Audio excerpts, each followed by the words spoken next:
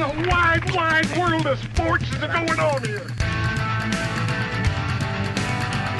I promise you, whatever scum did this, not one man on this force will rest for 1 minute until he's behind bars.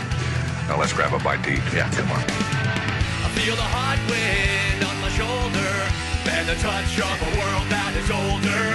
I hit the switch and check the number. It on and then I slumber. I hear the rhythm ringing through it. Flamenco guitar and cumbia music. I hear the talking of the DJ. The travel and what does he say? I'm on a Mexican radio. I'm on a Mexican radio. Broadcasting live from high atop the J.P. White Building in downtown Roswell, New Mexico. It's Mornings with Mike Winters on 106.5 Roswell's Talk FM. Is that what I sound like when I talk?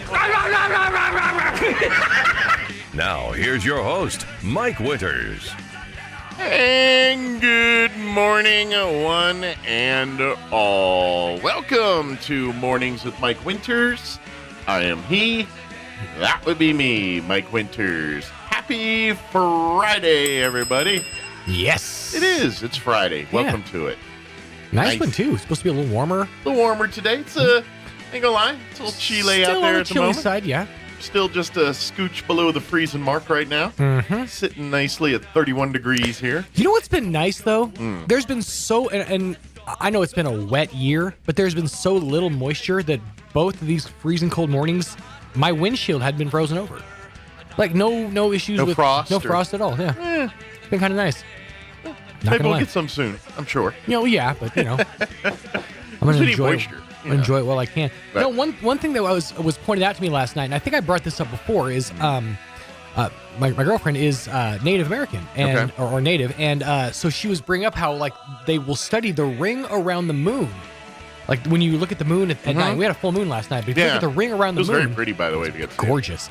It'll tell you how cold of a winter we're gonna have. Oh yeah? And I noticed it this morning when I was driving in. The halo around the moon is massive. So a massive halo means a freezing cold winter. Colder winter. She just basically said we're screwed. That's what she said last time. Like, okay, we're screwed. All right, buckle up. Sweet. It's gonna be cold. My long sleeve game is strong. That's so right. It makes me happy. So you got your tea on today. Oh, I made sure, dude. I made sure of it. I was like, nope, not gonna let this happen again. I didn't mean it's all going to be long sleeve tees. I just meant I have a lot of them. That's all. I just, for a man that was like in August, couldn't wait to put on his long sleeve tees. And I gotta Golden Day, and he's in here in a t-shirt. I'm like, dude. I got to tell you. So my favorite of the long sleeve tees is my gray sleeve white shirt. Okay. And I have kind of in the pattern that you're wearing now, but gray and white. Exactly the same. Yeah. So gray sleeves, white middle. Okay. I had managed to keep this thing pristine. Okay. Immaculate. And then spaghetti night. McRib season. Oh yeah, that'll do her. McRib season reared its ugly head. And actually, my Jazz nailed it the other day. She sent me a text. She's like, "Mouth, this is delicious. White shirt. Let me get a taste." Every single freaking time. Yep. Oh yeah. So not one, not two, but 3 spots. So my current favorite long sleeve tee is sitting on top of my non-working washing machine with an OxyClean stain stick on over all the bad think spots. What you should do. By the way, it is McRib season at McDonald's. It is.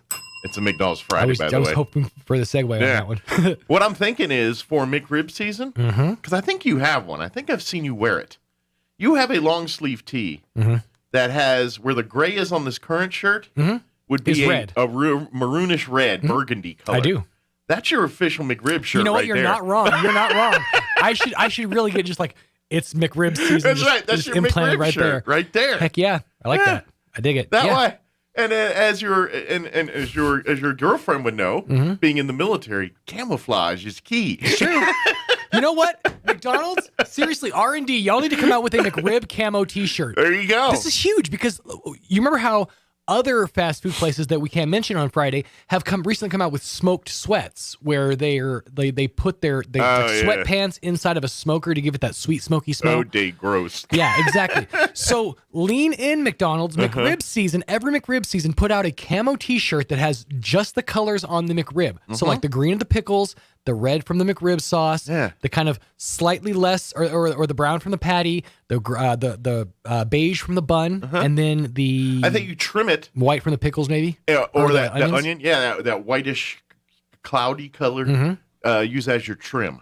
Oh yeah, for your onions. On the sleeves. And technically, is there seeds on the bun? I don't remember. It's not seeded. It is dusted. It's like it's one of my favorite consistencies of McDonald's bun because it's like that corn flour dust. Yeah. Okay. Gotcha. Cornmeal. Cornmeal. Why can't I think of the word cornmeal? Yeah, cornmeal dust. Gotcha. But I like that idea. Yeah. McDonald's, lean into the McRib camo. So, thank you to McDonald's. Work on my McRib eating shirt. I got work to do. That's what it says. McRib season's here. I got work to do. I ain't got time to change. You know what's funny is when you find like your go-to McDonald's order, when you get to a point when you're like, maybe I want something different, but then you have that weird change where it's like, no, I shouldn't. I had that yesterday. So he's like, Tanner was like, what do you want? I'm like, well, let's do like a green chili bacon, egg, and cheese biscuit. That sounded pretty good. Yeah. Right? So, but this morning I'm like, I was just like sitting there doing my show and I'm like, oh, I kind of want oatmeal. So I texted Tanner. I'm like, if it's not too late, get me oatmeal. He's like, it's too late. I said, that's okay. It still you're sounds gonna have delightful. to suffer through that bacon, egg, and cheese biscuit. I already suffered through one, and it was delightful. I'm gonna say that's like a mistake. That's to quote a friend of mine. Call that a happy accident. Happy accident. I like it. God don't make no mistakes. That's right. So except you. But except you when you wore a white shirt on McRib Day. That's Diedrich Bader when he was on Reno 911 as like the Dog the Bounty Hunter style character. That was his tagline was, God don't make no mistakes except you. I vaguely remember that from Reno. By the way, they got a new Reno we saw for Paramount Plus and Reno 911 I'm literally fans. going to have to get Paramount Plus just for this. I have it already, so I'm so happy about that. Because it's the guys from Reno taking on QAnon. Which I'm like, the hunt for Q or whatever it is. The gold mine of comedy that is there. Yeah. Oh, it's gonna be gorgeous. I don't care. They're gonna bring back Daryl, the white supremacist character. It's gonna be so good. Lieutenant Dangle is one of my top 5 favorite characters of all time in anything, and so chugga to the hole to the anything that's more Dangle, I'm in. They go, you had a hole to the what dance? The character Dangle, Lieutenant, makes me laugh. Just seeing him makes me laugh. Everything about him makes me laugh. One of the, I will say, probably the best example of an episode. There's 2 that I can think of just off the top of my head. The Reader Ron episode, wherein this guy, it was basically an episode of like a kids' TV show where they're like reading with Ron, and the whole episode, everything keeps going wrong, and by the end, this guy just like wants to like end it all. Jump off a building because like nothing was going right in his reading show. That's a great episode. But the other one is specifically the Hotties episode where the sheriff's department gets sponsored by Hotties Hot Wings. And it's just everything. What was it? You have the right to remain silent. Anything you say can and will be used against you in the court of law. You have the right to an 8-piece spicy wings in your choice of flavors. What was it? Hot, spicy, nuclear, Nagasaki. Naga what? It's just a whole thing. They had to change their uniforms to these like hot pink shorts. Nice. And Dangle like was Hooters all outfit. Yeah. Dangle was all in because he came in and he was like all excited about the outfit. They were like, "Oh, we'll send it back. It's fine. It's fine." It's just it's so good. It's such a good show. It is. I do enjoy it. So, but that was speaking of happy accidents. That's been because I got Paramount Plus on accident. Yeah, because of CBS. Yeah, because DirecTV one summer was fighting with Viacom or whoever owns CBS or whatever that company is. And so we had lost CBS for and it was a long time. It was like a month or 2 this time. It was a long one. And my wife and I, more so my wife, but we are Big Brother fans. And my wife more so than me. Sure. She's going to be like, no, it's you too. I think it's her. Yeah. kind of missing it's out. It's the thing that you guys do together. It's a bonding experience. And Big Brother's on understand. like 3-4 times a week, so you miss a lot in it. So I ended up getting CBS Plus at the time for like $5 a month or something, and I think I got first 3 months free or some nonsense. And so I signed up for it so we could watch and then Picard came on there. I was like, I'm gonna check out Picard. I'll keep it for a little while, see what happens, because then they got the Star Trek, all the franchise, and kind of ran. And the next thing you know, it just flipped to Paramount Plus one day, and I was like, there's all kind of cool stuff. And all of a sudden, I'm just gonna keep it. They're like, we're gonna try. Yeah. We're gonna try really hard. And I'll tell you this: of the ones that are bringing the A game, Paramount Plus is like that. They got the Reno 911 stuff, all the South Park stuff. Is going to be coming to Paramount Plus, which is huge. Yeah. All the nostalgia stuff, because they own basically all of your childhoods with Nickelodeon, MTV, VH1. Like they own all that. So all those intellectual properties that you grew up with, they're right there. Yeah, it's pretty good. And they got a little bit original content. It's pretty good too. Yeah. Some of it. It's couple movies. I haven't checked out that Below Deck yet, but it looks pretty funny. Yeah. Yeah, I haven't either. That one I haven't either. But there's been I watched a movie and I can't remember what it was about, but anything with there was I can't remember. It was a Mark Wahlberg movie that came out early summer. You know what we started a couple nights ago? We haven't finished yet. Jazz and I was Pain and Gain.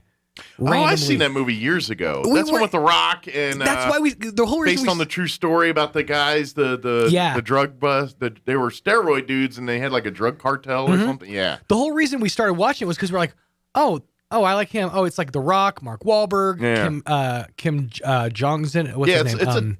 It was a ton of famous people. Kim Jong's in it. And so we were like, oh, well, this looks pretty good. We'll just start it. And we started it. We just hadn't finished it yet. But yeah, so far, pretty good. It's pretty out there. I remember doing the deep dive afterwards and researching the real guys and all that. And I think that story ends slightly different in real life than how the movie portrays it, if I remember right. But I can't remember all the minutiae about that. But yeah, I seem to remember when I saw it because I was like, geez, is this real? And I was like, it's okay. And I went and looked and see if it really ended that way. And it was slightly different in the real world than how Hollywood ended that one. But shut up and take my money, Paramount. It was, let me give you the rundown. Yes. Freddie Sosa from Richland scheduled to join us here in just a few minutes. I'm not sure if he's going to get him now here. Mayor Dennis Kentai will join us about 7:35 to recap last night's city council meeting and talk all about that. Then in the 8 o'clock hour, we're going to have Chavez County Manager Bill Williams join us, and we will chit-chat about the county commission meeting that happened yesterday. A lot of redistricting talk because city was doing their redistricting last night during the city council meeting. County also working on their redistricting during their county commission meeting. So we'll get updates from both of those. And then in the 9 o'clock hour, we're going to have folks from the Historical Society join us. I'm not sure if it's John LeMay or Amy McVeigh-Tejas, but we'll be talking about their big Christmas book fair coming up on December 4th here. So that plus all of our other features and whatever else we can come up with for this hour of the show. Indeed. 7:18, let's take a update for your weather, quick commercial break, and I think the folks from Richland are here. So we'll chit-chat with them here in about 3 minutes. Don't go away. You're listening to Mornings with Mike Winters. I'm meteorologist Steve Hamilton with your Pecos Valley weather. Fairly cool temperatures today with high pressure moving into eastern New Mexico. It'll be fair. Our afternoon highs 65 to 70, and it could be a little bit breezy during the afternoon hours. Overnight, fair and upper 30s, and then we get a big warm up tomorrow. We'll be back in the upper 70s and sunny. Cooling off again on Sunday, low 60s and cloudy. That's your latest forecast. I'm meteorologist Steve Hamilton. Every day is special at La Gran Victoria with some of the most authentic and delicious Mexican dishes. And lunchtime is extra special at La Gran Victoria. Kickstart the weekend with Flauta Friday. Get La Gran Victoria's delicious flautas for only $5.99 every Friday. And join us all weekend for the best menudo in town. Open every day for breakfast and lunch at the corner of 4th and Richardson in Roswell. Call ahead for quick and easy pickup. 575-840-5290. La Gran Victoria. Make every day a little more authentic and a lot more delicious.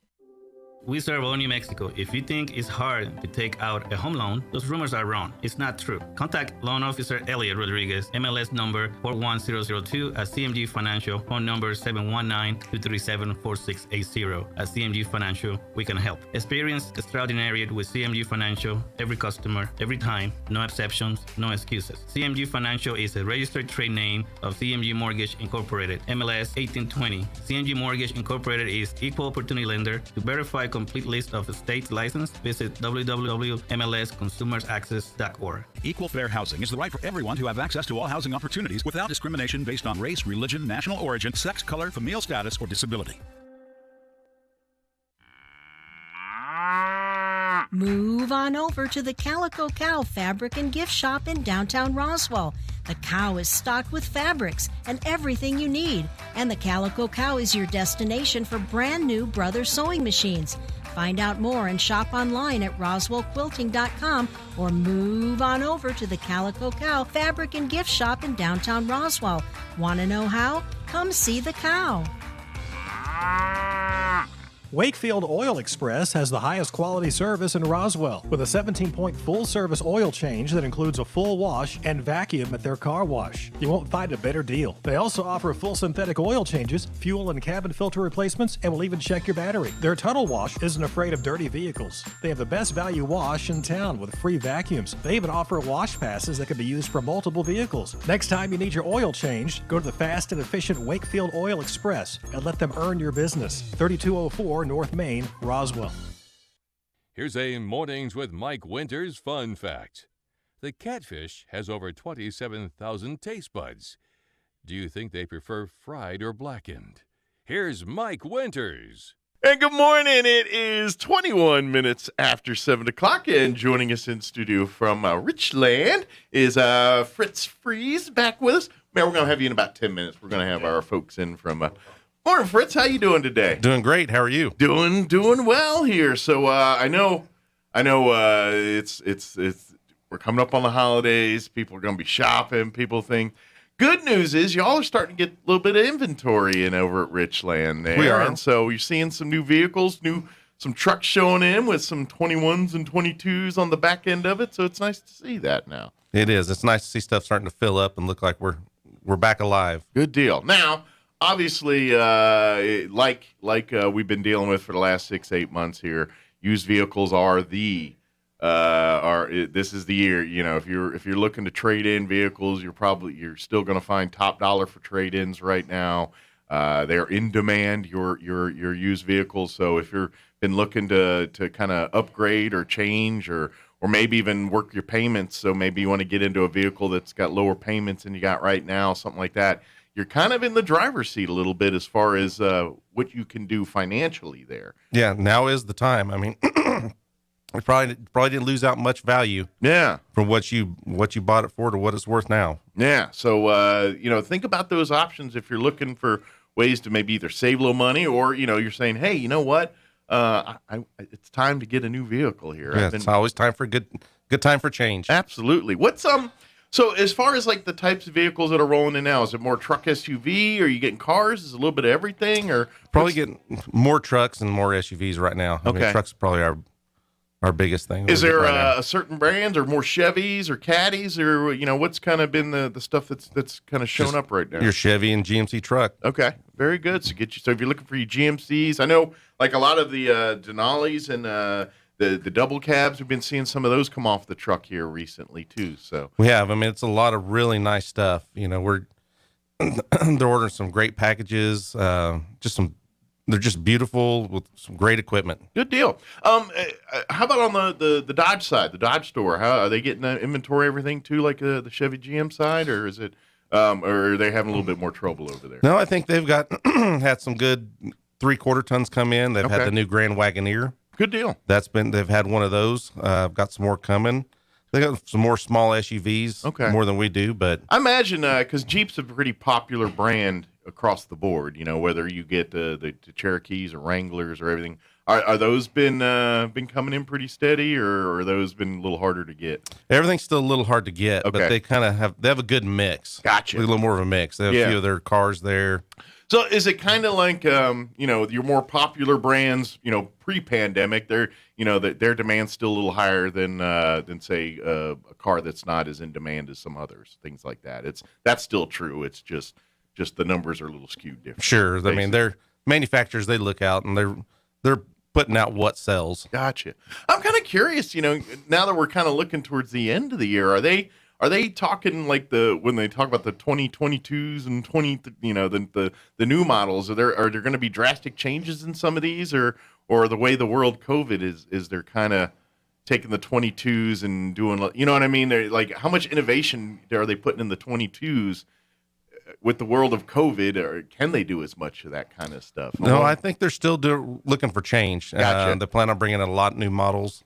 Okay. This coming year, so good deal. I think you're going to see a lot of new stuff. Okay, I didn't know, because I was kind of wondering about, because that's always something, when they come out with the New Year models, and you're like, okay, what technology have they introduced and incorporated into vehicles? And every year, and in certain years, there's big milestones that I think. Like when they started putting camera packages in cars, that was something that kind of changed the industry. Sure. You know what I mean? And they're always looking for that next thing that changes the industry. So I didn't know if COVID kind of puts a damper on that in the engineering world, or if they can keep business. Well, I think they sat around and dreamed some stuff up. That's what they did. If we can only get chips for them. If we could only build it would be great. Exactly. But the point is, if you're looking for a vehicle right now, whether it's new, pre-owned, if you're looking to sell a vehicle, the staff and folks at Richland can take care of you across the board, whether it's at the GM store or the Jeep Dodge Ram store here. No problems. They'll and like you said, if you're looking for something particular, you're probably going to have to keep checking back often and checking on the website. And kind of what I suggest you do is go down there and have one of the sales associates work for you on that, and let them talk to them and say what you're looking for, and say, hey, maybe what you're looking for is on the lot right now, but if it's not, bend an ear of one of the sales folks and say, hey, can you keep an ear out for me? I'm looking for a Denali or a certain, or maybe a Jeep, whatever it is you're looking for. Say, hey, when you see one on the lot here, give me a call. I want to do that. And that's something I'm sure any of the sales reps would be happy to talk to you about, or, hey, I'll be on the lookout. If I do see one come across my desk here, I'll make sure to give you a holler. So if you're really looking for something particular, I think the best bet is to just kind of friendly up with some of the sales reps here and have them kind of be your eyes and ears for you a little bit. Sure, you can come in and we can order one for you. Yeah, exactly. And just order exactly what you want, and then you're going to get what you want. And that's kind of the new trend now. Like if you've been dreaming of a new, Denali or whatever, Impala for that matter, you go online and order the color you want, the features you want, and of course the cool part, that's the cool part about buying a new car is that you're like, I worked the butt groove and the driver. It's like, you're the only one. It's like the only one that did it's my car that smells mine. It's new. And when you order a car, that's even another level, because you're like, this thing's got the exact packages. You know why it's got power, this and that? Because that's what I wanted. You know why that's not power? Because I didn't want it to be that's power. Right. You know what I mean? And and there's something really cool about customizing the vehicle specifically. You're like, I always... it's like, I love all the features, but I never liked leather. I always liked cloth. Okay, we'll get cloth if that's what you love, or vice versa. That's the beauty of it. And so talk to the staff. They can say, and that doesn't really, you're paying the same price. You just get to pick the stuff instead of you get exactly what you want instead of what happened to be on the lot at that particular moment. So that's a great option here. And maybe with the holidays here coming up, Christmas, maybe that's the way you do it. If you're thinking about buying vehicles for family members and things like that, let's make a trip down to Richland. We'll sit down and order it. And then, maybe it'll be under the tree. Maybe it'll be a little bit after, but you got a car coming exactly how you want it. That's right. So if that's an option, or looking for that as an option, come on down to Richland and talk to them too. Service department as well. If you need service, the folks got you covered there. I know, especially in the world we live in, people trying to make vehicles go more and longer and stuff, and Richland Service Department, they can help you do all that stuff too. Yeah, with the shortage of vehicles, more people they're fixing their cars now. Yeah. Just because they're not finding what they want. Yeah. So, bear with us. We're working to get through them. We're busier than we've ever been. Absolutely. Well, it's COVID too, and I imagine parts and supply and demand, hey, you need a radiator or transmission or something, you got to go through the same works to get that showing up in the shop just like anybody else. Sure, it's just like everybody else. And, we're looking for technicians. Yeah, if you're looking for career opportunities. Sure, come. I mean, we're hiring technicians, salespeople. You just come on down. We're moving. Yeah. So come on down and come to either. Can they apply at either dealership or should they go one? Either one. Just swing on by to the to the Richland Dodge dealership at the Y there, or the GM dealership there on 2nd. You can come and apply there for sales, for service department, any of that kind of thing. And then also, of course, if you just have questions or anything else, you can always shop online. That's sure. RL Chevrolet is the GM side. I can't remember what the Dodge side is, but you're getting me to lying now. Yeah. Just Google Richland Dodge. It'll be the first thing that pops up, I promise. and they both got Facebook and everything else, and that way you can kind of see exactly what's on the lot right now. And you're like, oh, they got some trucks I want right now. Let's take a look at those here, and then let's go down to the dealer and kick the tires on these a little bit here, and the staff will work with you and all that stuff. And it really is, and that's something Richland wants to work. As a matter of fact, when you buy a vehicle, and I think most people know this, but in case you don't know, if you buy a vehicle from Richland, I don't care if it's new, used, whatever, you're part of the brand family. You're riding for the brand, and you become a part of their brand champion program, which is kind of like an exclusive little club. When you buy a vehicle there, you're part of the family. They give you little perks like, discounts on oil changes and parts and labor and pickup and towing. And there's a lot of different perks that come as being a part of the buying your vehicle. And that's for the life of you owning that vehicle. So if you've owned that vehicle for 10 years and you want to get a discount on parts or something or something like that, don't matter. You still got it. Yeah, it's still part of that. And then when you buy, you trade it in and buy another one, keep on going. Yeah, it's really a unique thing to the car industry. You don't kind of get. I mean, you'll hear warranties and 5-year 50,000, and then that date changes and you turn to a pumpkin and all that stuff. But Richland's like, no, we want you around from the day you drive off the lot till the day 10 years into that car or 2 years into that car, or the day you're ready to trade it in for something new. Or if you're handing it down to your kids and you're like, I need to upgrade for myself here, or whatever it is. We want to keep you part of the family. Absolutely. And how does that work too? I imagine if it stays in the family, so you buy a car and then you're like, all right, I'm going to give the car to my son who's now, turning 16. It's staying in the family. I imagine that's still part of the Richland. We'll still be part of it. Then you buy another one. Now you got 2 vehicles in the brand Yeah. champion program here too. Very good. Fritz, is there anything I missed? Anything we wanted to share that we didn't get a chance to talk about? Probably, we're just, like I said, things are starting to come in. Same thing with parts. We still have a few shortages out there on things, but I do see it getting a little better. Yeah.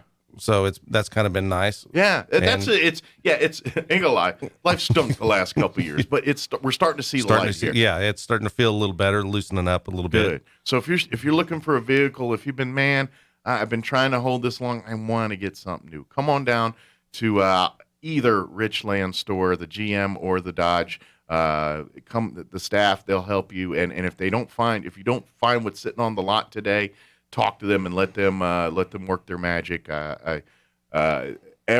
entire team at both dealerships, I don't care which one you go to, they're really good at what they do, and they're very good at making sure that when at the end of the day you're walking off that lot happy, or driving off the lot, I should say. Yes, we are.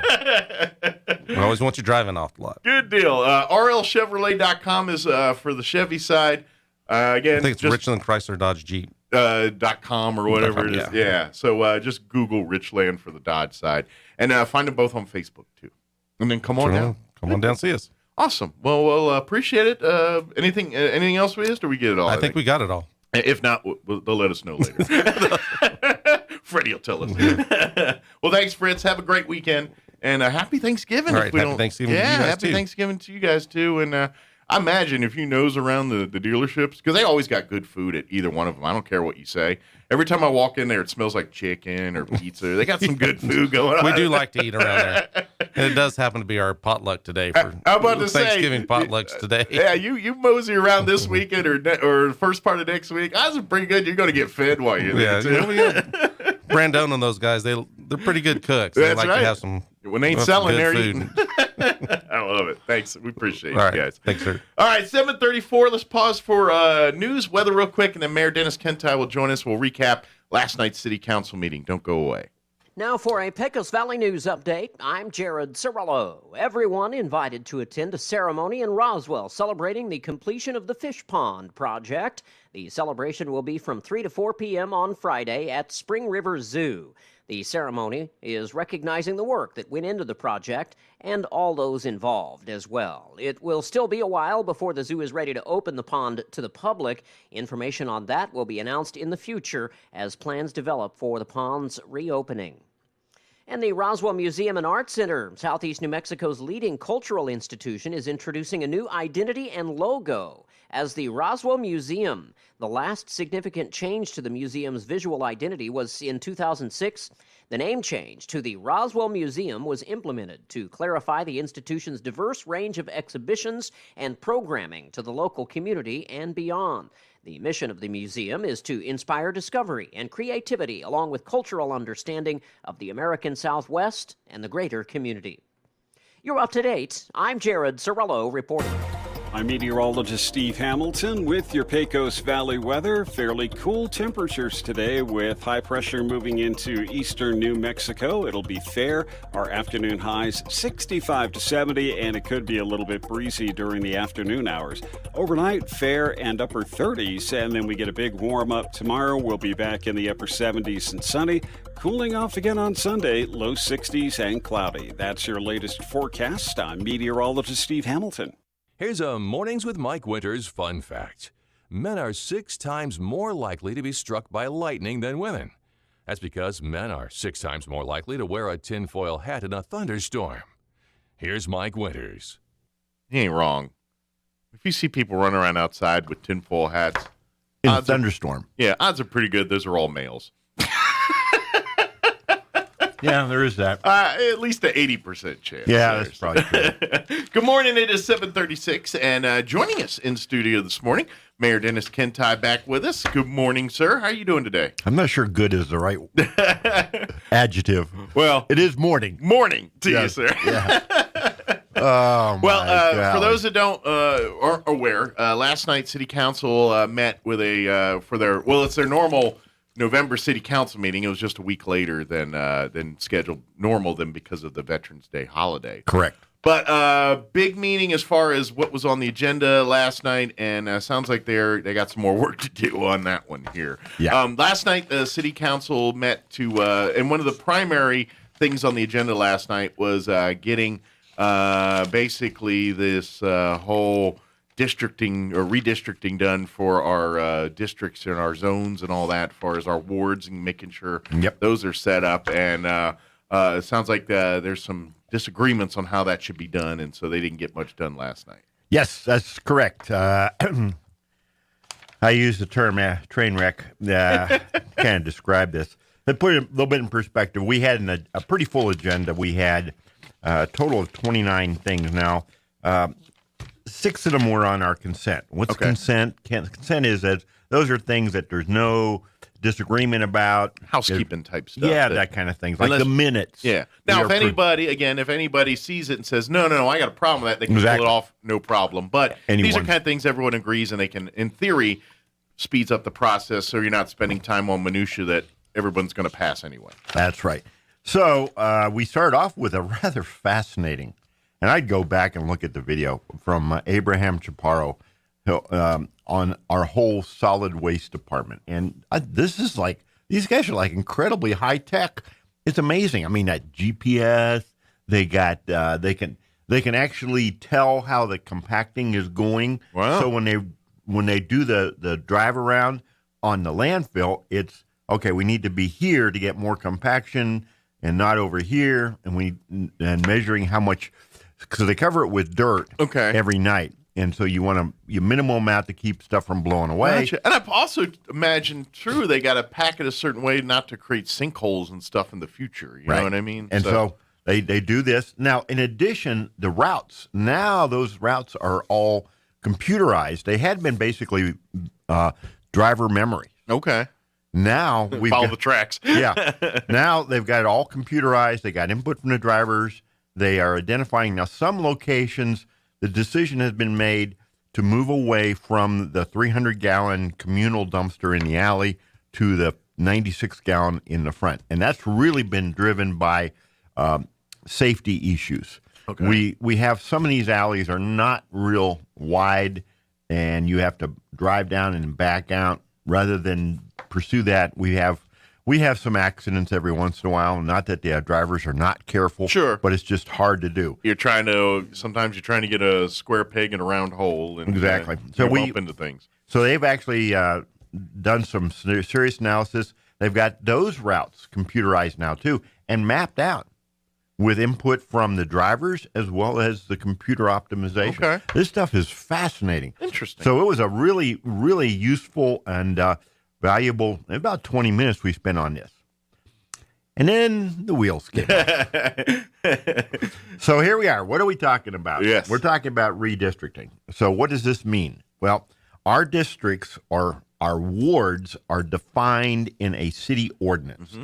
City ordinance says Ward 1 is precincts blah, blah, blah, blah, blah. Ward 2 is precincts A, B, C, D, E, F, G, that kind of thing. And then there's a map as well. So ordinances require 6 affirmative votes to pass. Counselor Savino Sanchez was not feeling well and did not participate last night. So we were down to 9. So you had 9 of 10 there. Okay. 9. So you still need 6. Still need 6. So you needed all but 3 to vote yay on stuff to happen, right. Basically. Now, that's only on the final vote on the ordinance. Other things, it's the majority of those present. So what happens is we had a public hearing. We asked for input. Nobody came forward to speak, by the way. And then we had a motion by Counselor Foster to implement Plan G. Well, what does that mean? Mm-hmm. Okay, when we advertised for this ordinance, what we put in was the existing ward definitions, which are not valid anymore. They no longer comply with state statute. But it was the starting point. So that's what we have. Now, what Foster did is move to substitute or amend with Plan G. Okay. What is G? G was the one that was produced from the workshop we had Monday. Okay. Where we had, I think, 7 of our counselors present and extensive interaction. Okay.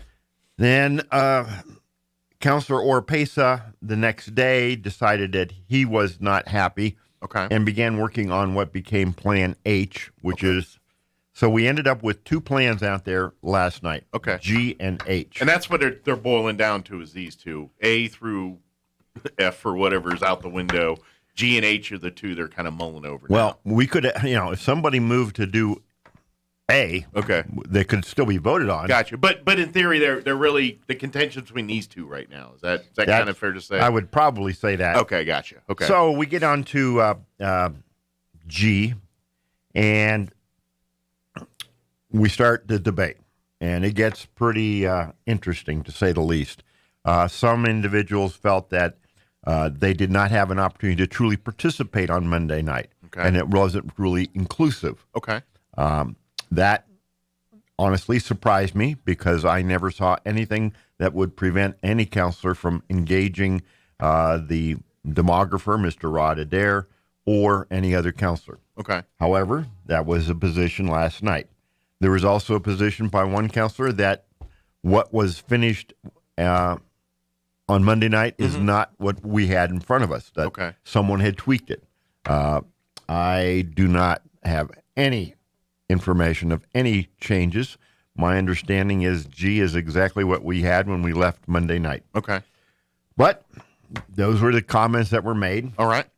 Counselor Perry had been gone for a couple trips relating to his role as a pastor, so was not able to attend either workshop. He was concerned about being able to explore this more thoroughly. We had, like I say, long discussions. We spent 2 hours on this. At one point, I took a break. Maybe clear the heads a little bit. And, try and get us some resolution. We had a motion to postpone action until Monday. Okay. Then we had a motion to amend that to a week from Monday. That would be the 29th. Okay, so we're getting close to December time frame here. The motion to amend that to delay till the 29th failed. Okay. The motion to postpone to Monday failed. Okay. So what's that mean? So then we have the vote to substitute G. Now, this is the move to substitute it. It's not final approval. Okay. That passed 5-4. Okay. The vote on the final ordinance was also 5-4. However, you need 6. Need 6. Gotcha. So it failed. Okay. So at this point, we do not have a valid ordinance. Okay. Now, under our rules of procedure, you cannot reconsider a matter that has failed within 6 months unless 5 counselors send an email to the city clerk requesting the matter to be reheard. Okay. Including at least one who was on the prevailing side. All right. So that would mean one of the 4. And you need half the city council, basically, to agree to this. I don't know if we're going to get that. Okay. And so if we don't, what happens then? That's going to be the subject of my discussions with the city manager and the city attorney this morning. You and I were talking about this, and it sounded like the end result, Santa Fe would come in and take care of it, and we all agree no one wants that to happen. I mean, is that the road we're going down, you think? My theory is that we could petition the district court to take it over rather than the Secretary of State, but I don't know. I am not an attorney, and I did not sleep at a Holiday Inn Express last night. So we're at basically a point where we cannot move forward. Those that were opposed to Plan G were Councilors Oropesa, Stubbs, Moore, Angela Moore, and Jason Perry. Okay. So unless one of them changes their mind, or if Councilor Savino Sanchez were to appear, then if Councilor Sanchez had been there last night, we would have had resolution one way or the other. He could have been the 6th vote, or one way or another on one. So. Yes. Oh, gotcha. And that really threw us for a loop. To say that this is a distressing situation is putting it mildly. This is something we have to get done. Sure. I'm fearful of this, the arbitrary and dictatorial nature of this Secretary of State. We, as a city of Roswell, have not, we're a little bit pushed back against Santa Fe here. Go figure. We don't do the mask mandates. We're not forcing people to be vaccinated. As long as I'm mayor, we will not require any city employee to be vaccinated. I've gotten them vaccinated, and I encourage that. But we are not Santa Fe, and I'm not going to go around telling people how to live. Right. Santa Fe wants to control all of this. They wanted to push everybody, all municipalities, into that November election in the odd number year. Mm-hmm. That's what happened with some of our smaller communities here in Chaves County. Roswell was one of about a third of the municipalities in the state that has chosen to not bow down to Santa Fe, and we've retained our own independent election cycle, which is in the first Tuesday in March. This coming year is March 1st. Mm-hmm. I fear that this redistricting may give the Secretary of State in Santa Fe a foot in the door. Foot in the door to try and control us even more. Maybe I'm wrong there, and I am kind of nervous about that. I mean, that's the last thing we want, because nothing good comes from that. It just doesn't. The progressives who run Santa Fe want to basically run this whole state, and I'll be honest with you, I am not going to go down that road.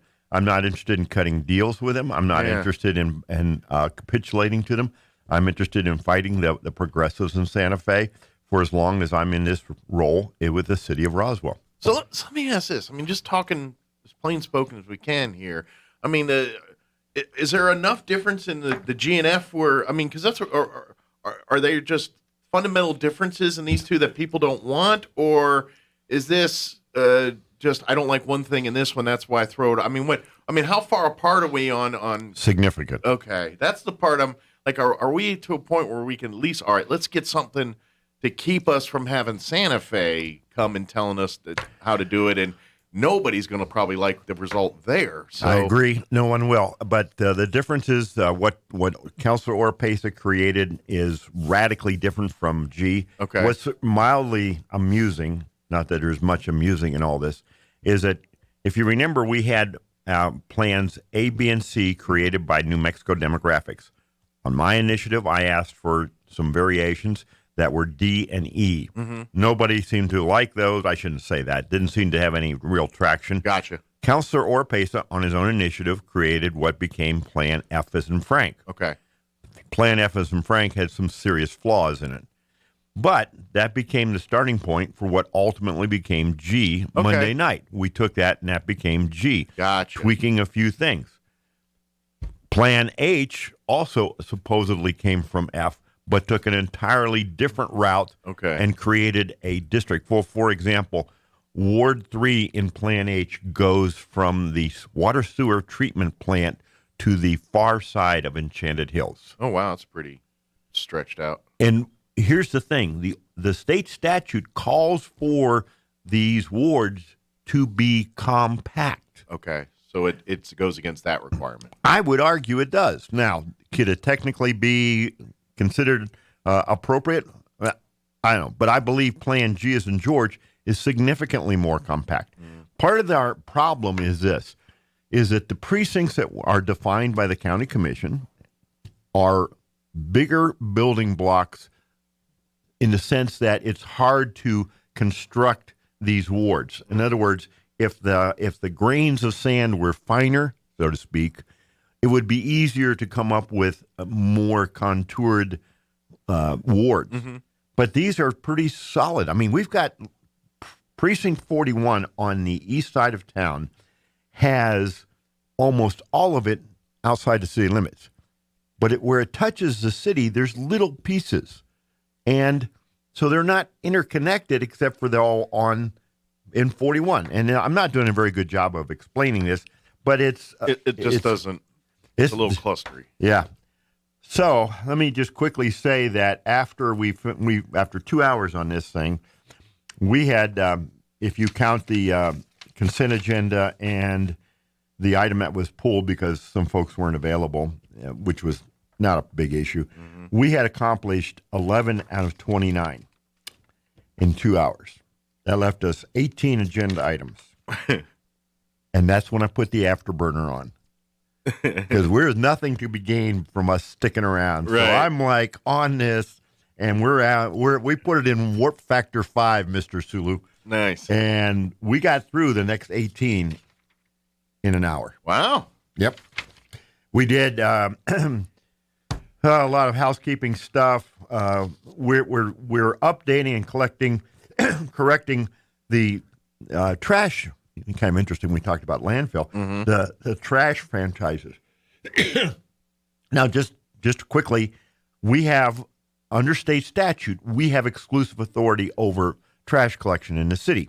The city has it, but we can allow franchises for commercial purposes. Gotcha. Not for residential. Gotcha. It's going to be the city picking up your house, but yeah, the commercial. Because let's face it, the private companies probably have equipment better suited to handle commercial trash removal than the city probably does. Or you can fine tune the collection to what you want. In other words, say you have a construction site, you want to have this trash picked up. Say you have a business that needs extra collection on Mondays after your weekend versus all right, so Tuesday or Thursday or whatever your days of the week are. Yeah. So we have these franchise agreements, many of which were expired or had never been established. Then we also have to have ordinances. So anyway, we had 4 of those: Waste Management, Whitcamp Disposal, Southwest Disposal, and Desert West Enterprises.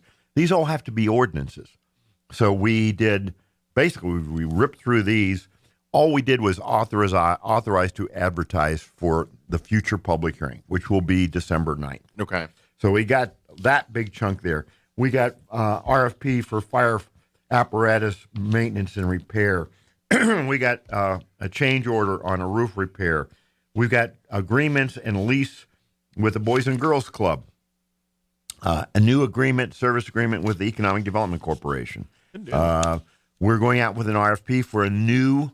This is kind of funny. We have a new supervisor. She's brand new. She supposedly was nervous about appearing before the city council. Anyway, it's an RFP to do utility statement processing and mailing. In other words, we don't do the printing and the folding and the stamps for your water bill. Right. Okay, we contract that out. We have people that do that. Right. So what we're doing now is I'm looking to see if we can get a better deal. Sure.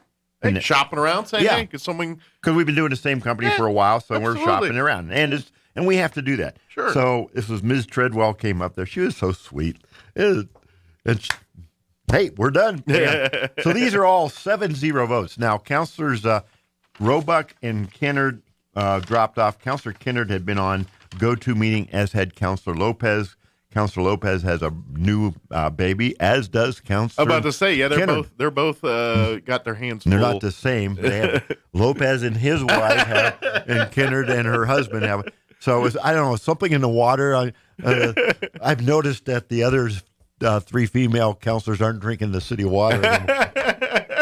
That might be another meeting for another day. Yeah, it's like, what the heck is going on here? But anyway. But they had higher priorities. They had higher priorities. Yeah, right? gotcha. I hear you. And then some other housekeeping things, buying a mower, buying some new smaller transit buses. We did a lot of housekeeping work that needs to be approved. Sure. That exceeds the authority of the staff. The city council has to be the entity that approves these things. And these had all gone through committees before, so there wasn't a need for a lot of discussion. A couple times there were questions asked here and there. One of the things we worked on was additional changes to the marijuana stuff. And once again, this was just an authorization to advertise. Councilor Moore has taken a principled position. She's opposed to all of this marijuana stuff. She understands that the state's forcing it on us, Sure. but she will. So she voted no on the authorization to advertise, but it was a majority that has passed it. So Sure. She's sticking to her principles. She's sticking to her principles. And that's I what get she that. has a right to do. Absolutely. That's right. And As she so should.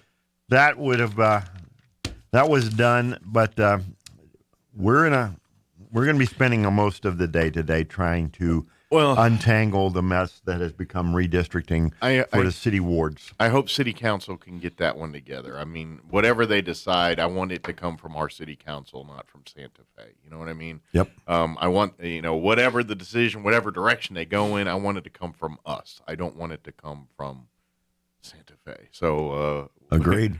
Please, I'm begging. I'm sure the community's begging. Let's get our city councilors together and let's get this thing worked out. Because, Let's do it. you looked. I just saw yesterday Grisham's wanting to make third vaccine the term for vaccinated in New Mexico. I don't want to bring any more of that into this community if I don't have to. Now, the governor and her cronies are driving us into the ditch, and I don't mean to get real political here, but that's kind of the frustration that we're experiencing here. So this is a community that is full of independent thinkers and independent expressors, which kind of shows up in the city council meetings. That could be a good thing, and that could be a not so good thing. Well, but it is. I mean, we have 10 city councilors. It's the largest city council in the state. It is diverse in every sense. Sure. Politically, ethnically, gender-wise, we only have 2. Culturally, everything. Culturally. Yeah. But so I feel this community is extremely well represented by this group. The challenge becomes when you have differences, profound differences, and the needs in some cases to meet a certain threshold in ordinances and resolutions. Both require a majority of the governing body independent of who is there or how many are there. Yeah, absolutely.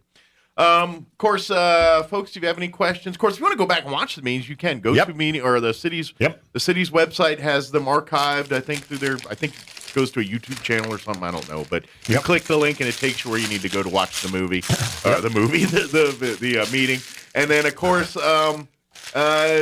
if you have questions.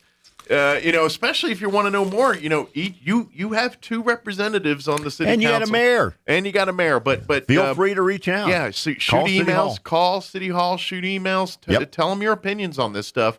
And if nothing else, tell them that we want the decision to come from us, not from Santa Fe. So please work together to get this done. Yep. Whatever you got to do it. Let's do this. So I agree. Yeah. All right. Well, thank you, sir. Appreciate it. We'll have an awesome. If I don't see you before Thanksgiving, have a great Thanksgiving. Yes, imagine I you do will. the same. But lots of turkey, lots of great stuff, and have an awesome holiday. And we we'll see will you have soon. turkey. I don't care what the hell Sean says.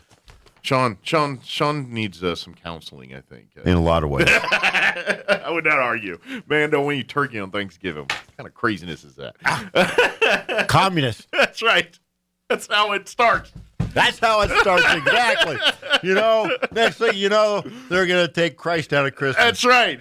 So, no eating turkey, you want to eat just sides? Okay. Thank you. Very appreciate you. All right. It is closing in on 8 o'clock. Town Hall News will be coming up here in just a few seconds. Stay tuned next hour. We're going to have Bill Williams, Chaves County Manager, join us. They also were talking redistricting, so we'll get updates from them on that next hour. Bill Cunningham is now in Roswell on 106.5 FM, KEND Roswell. Breaking news this hour from townhall.com. I'm Greg Clugston in Washington. House lawmakers have just approved President Biden's big domestic policy bill. On this vote, the yeas are 220, the nays are 213. The Build Back Better bill is passed. Speaker Nancy Pelosi announcing the results a few minutes ago. Republicans opposed the $1.7 trillion package of education, health care, and climate change programs as reckless and too expensive. This morning's vote was delayed by House GOP leader Kevin McCarthy, who spoke overnight for more than 8 hours. President Biden is getting his first physical exam since taking office. He arrived at Walter Reed Medical Center this morning, and the White House says he's undergoing a routine colonoscopy. He will transfer power to the vice president for the short time he is under anesthesia. A similar transfer of power took place when George W. Bush was president. Senator Joe Manchin says he's looking very favorably at Fed Chairman Jerome Powell if he's renominated to serve a second term. Manchin has raised concerns that current Fed policies are helping damage the economy. After speaking with Powell by phone this week, he says the Fed chair addressed some of his concerns about quantitative easing and inflation. Meanwhile, leftist Democrats are pressuring the president to replace Powell with a progressive who will use the Fed to address climate issues and what they see as economic justice. Bob Agnew reporting. The White House indicates a Fed announcement could come before Thanksgiving. The jury at Kyle Rittenhouse's murder trial returns for a fourth day of deliberations. The U.S. is a step closer to approving COVID-19 booster shots to all adults. The FDA has given its authorization. Now the CDC must give its go-ahead. More on these stories at townhall.com. You were lied to when buying a timeshare and want out? You need my help. Hi, I'm Chuck McDowell, CEO and founder of Wesley Financial Group. 10 years ago, I started the timeshare cancellation industry by exposing the ugly truth about timeshare and giving folks the straight facts. I've been fighting the timeshare giants ever since, so no one knows this industry better than me and my team. Today, we have 383 employees and have saved our clients an average of $65,000 in lifetime payments. Imagine putting those timeshare dollars back in your pocket. If you were told at a timeshare presentation that this was available today and today only, that timeshare was a great investment or your maintenance fees will never go up, call my office now. I guarantee if we take you as a client, we will cancel your timeshare or you'll pay nothing. Call now for your free information kit. 800-969-5511. 800-969-5511. 800-969-5511.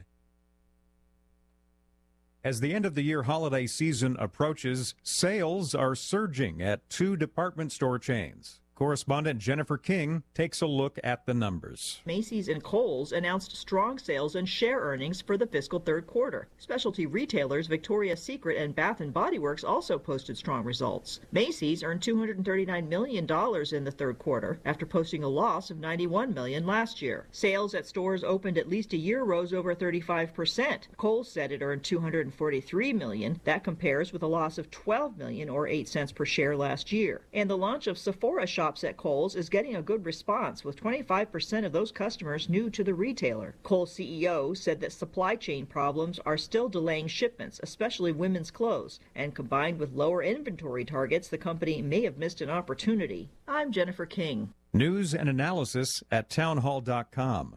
I'm Greg Clugston. California has a new $419 million research facility. It will allow state air quality regulators to expand emissions testing. Officials have dedicated the center in the city of Riverside that will allow for more checks on heavy-duty vehicles. They include trucks, buses, and bulldozers, in addition to passenger cars. It replaces a nearly 50-year-old lab in nearby El Monte that state officials credit with helping to detect the Volkswagen diesel emissions cheating scandal. That's correspondent Jeremy House. Thousands of Afghans have applied for temporary admission into the U.S. for humanitarian reasons, but few have been approved. Federal immigration officials say more than 28,000 Afghans have applied for what's known as humanitarian parole, but only about 100 of them have been approved. The Dow down 233 points this morning. More on these stories at townhall.com.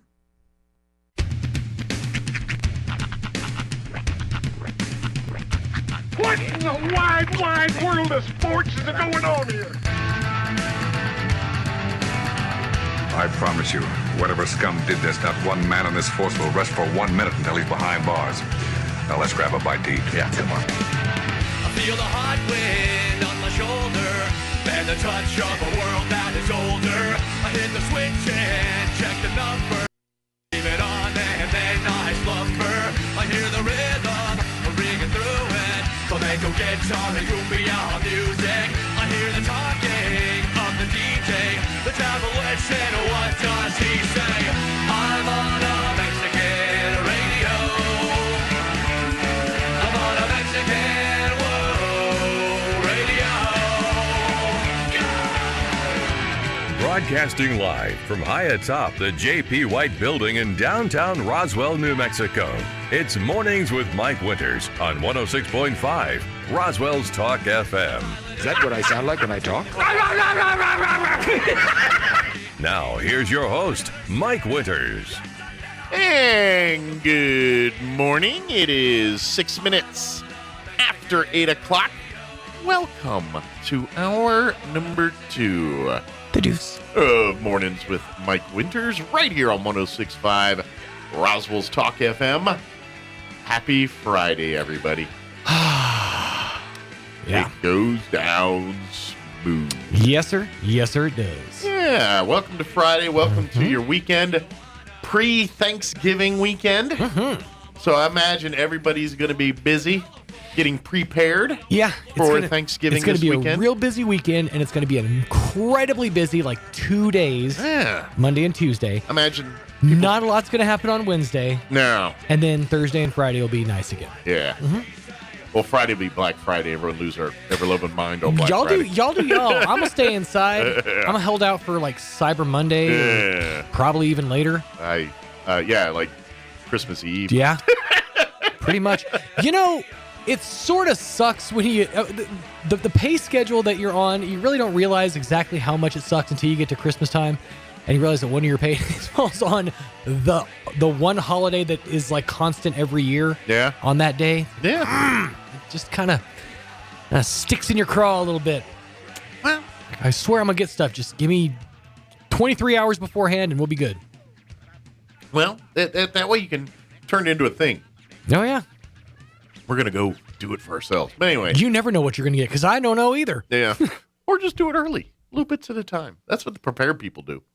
That's what I hear tell. Is it? That's what I hear tell. Is that what the prepared people do? I'm not one of those, but I hear tell that's what they do. Yeah. You shop in advance and get... The prepared people don't have kids. No, I'm serious. You buy one thing and you get it, and you get it, store it, hide it, put on layaway. What's the old 7 Ps? I don't know. Prior preparation prevents piss poor performance. Okay. Yeah, I've never heard that before. Really? Oh, every boss I've ever had has thrown the 7 Ps at me. Oh, yeah? Every single one. I don't know about this one, but every single one of them is thrown at me. I usually tune out when I start getting the I's and teams, and so I just... You found the I and team. It's in the a-hole. All that stuff. But, Anyway, happy Friday. That's my whole point. Totally was. Yeah. Big thank you to McDonald's, cannot thank McDonald's enough for making our Fridays even more awesome. Mm-hmm. I've only drank my tea today. I have not a chance to get in there and get some breakfast favorites today, but I will soon. You know, it wasn't until recently that I'm like, I guess we could also get drinks. You know, because I just never really thought. I was like, I'm a coffee drinker first thing in the morning, so I started opting for the high C orange. Yeah, you've been on high C's last few weeks here. I'm not really big on orange juice, but will do. Yeah, well, I By the get way, iced tea. Sir, we haven't dinked it. There you go. Salud. Mickey D's. Stop by. Make it happen. Keep it thirst quenched. Yeah, they got the 2 locations serving you here in town. South Main still hammering away there, and it is still McRib season for. That's right. Not much longer, I'm guessing, but 'tis still the season to get a McRib or 2 in before it's a fleeting thing. McRib season. You know what they should do? And I think they do this for like the big ones. Yeah. But like every time the McRib comes back, you all should put out like a coin. Like because it's a collectible McRib coin, because it's a yearly thing, right? Every year they come out with them. I'm not sure if it's once or twice a year they do it. I have to go look it up. It's usually once during the fall time. Is the fall? It usually has to do with like when they have access to like the rib meat that they use for the McRib. Okay. So seasonally, it's usually fall time. So I'm thinking every single year around this time, put out like a collectible coin. I think because as a coin collector, not really a huge coin collector, but I like the big novelty coins. Coin purse full of I like a novelty coin is what I like. A big, thick, like designed coin, not like a, spending currency coin. Yeah, I'll collect those. But yeah, put out a collector's coin. I would totally be down with that. I know I'm not the only one. Good deal. I'd like to see Rick. You know what? For a secret McDonald's McRib coin, squeeze it and sauce comes out. I like it. But till they invent that. That's a man who grew up with the Studio 54 days of those dudes carrying around the coins with teener just like tucked inside. Just a little, and it's a tear of sauce comes out. Okay, let me see your tiny screwdriver. Tear. Love it. Just one little droplet. This is kind of like those trash commercials from back in the day. In case of emergency, because you never know when you're going to need one single drop of rib sauce. I just say it's like your sauce brothers, like blood brothers, but it's the sauce. Okay. And so have you seen? Then you could touch sauces. Have for you the seen secret Dune? Club. Don't get me started on Dune. So the new Dune or old Dune? New Dune. I'm assuming this is in the old Dune too. Yeah, old Dune. I've started to see 17,000 times and have completed it 0. Okay. New Dune. I haven't even. I won't spoil it, but basically I was thinking have something like the guy at the end had with like the single drop of McRib sauce in the caplet in the tooth. Oh, okay. That sounds like some kind of German spy stuff. Sauce in the tooth. Bite the tooth, and then the McRib sauce comes out. My sauce tooth. This is my secret sauce tooth. I only use it the one time. That's right. Choose wisely. That's right. Dang it! I need to get out of a sticky situation. Just bite the tooth and spit McRib sauce in somebody's eyes, and then run. My stupid sauce tooth leaked on my ice cream sundae. Jasmine would be so proud of me that I'm making Dune references. Probably the only one that cares. I know, it totally is. I'm good with that, though. You and the 3 other fans of Dune. Let me give you the rundown for this hour. But visit any of your McDonald's. Big thank you for hooking us up. Go swing by, get you, create your own sauce tooth today. Bill Williams, Chavez County Manager, will be joining us here in just a few minutes. The County Commission met yesterday. They, too, we're discussing redistricting and things like that. So we'll get an update on that and everything else that happened at yesterday's County Commission meeting with Bill here in just a few minutes. Later on, we will get you up to date with the news of the local variety, along with your town hall business update and whatever else we can come up with for this hour of the show. Hey, don't forget, today and tomorrow, the holiday magic is happening out at the Eastern New Mexico State Fairgrounds all day today, tomorrow. Get out there and get your Christmas. You know, you're talking about procrastinating. This is how you fix it. Go out there this weekend, get you some great, beautiful artwork, decorations, functional art, art that just sits there and you stare at it, all that kind of stuff. All of it. Yeah, they got you beautiful stuff, handmade art, artisan stuff, food as well. leave out there with a bunch of stuff, but leave out there not hungry, too. Yeah. I mean, they'll have food trucks and Keeks everything. Tie's going to be out there. Yeah. They're going to have Karen's Mini Donuts out there. Just a ton of great food. But that'll be all day today, tomorrow. $2 to get you in. Kids 13 and under are free. Yeah.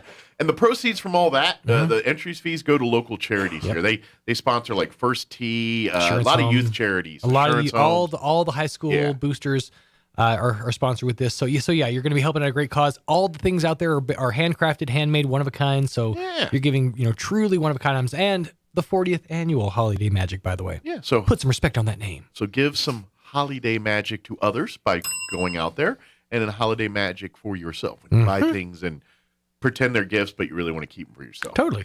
I mean, you buy the gifts now at Holiday Magic, and then you spend Black Friday buying things for your home, like you always do. Well, this is what you do. Here's the move: is you buy the stuff and you display it in your home, and everyone's like, "Oh, that's lovely. Where you got it? Holiday Magic." And then you go and buy it again the next year and give it all to them. Yeah, and you keep for yourself. Boom. And so you look at it like a catalog for yourself and others, and display it in your house. When they come through your house, say, "Oh, that's lovely. Where'd you get it?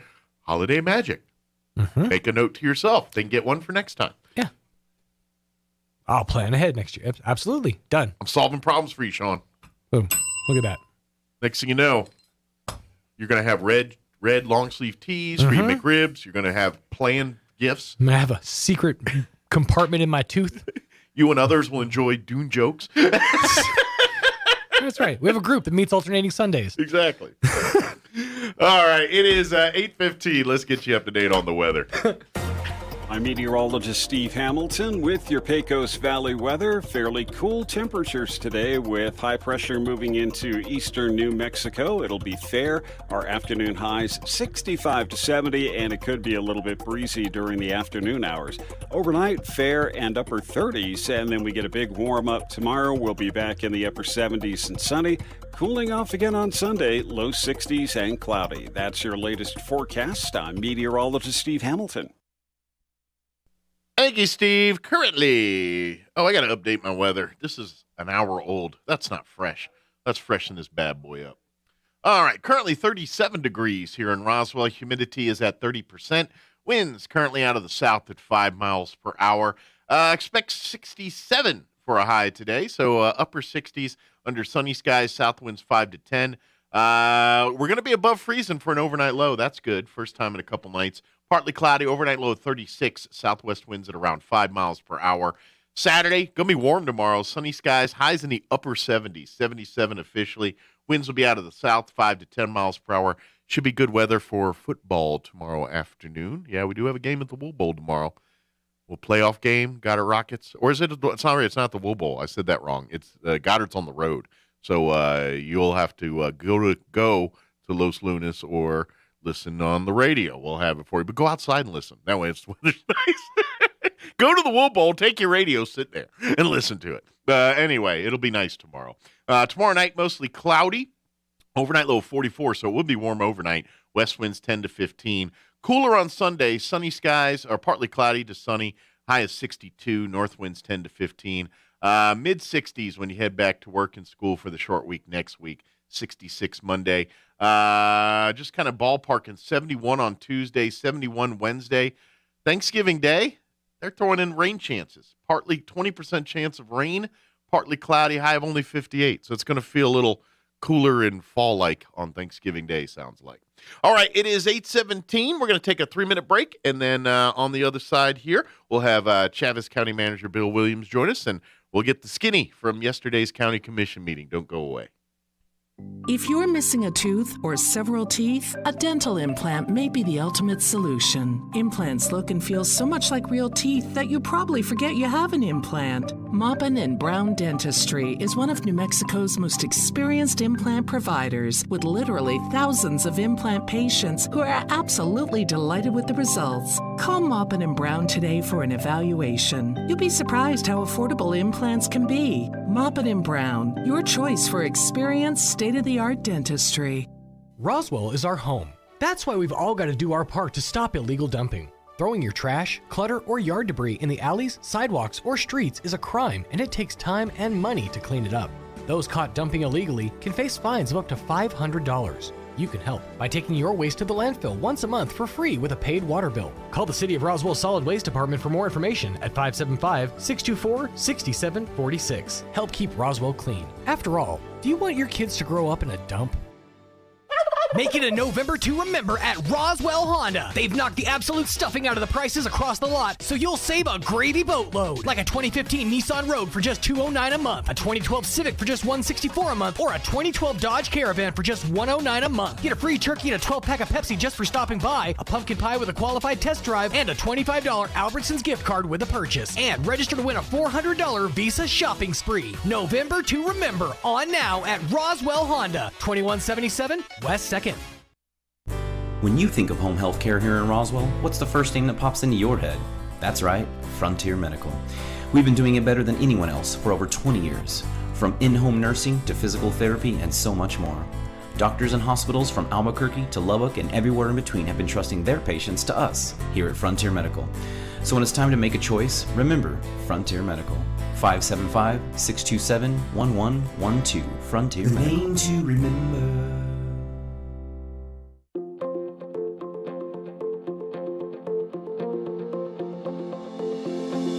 Being called a fox in your marriage might not always be a good thing.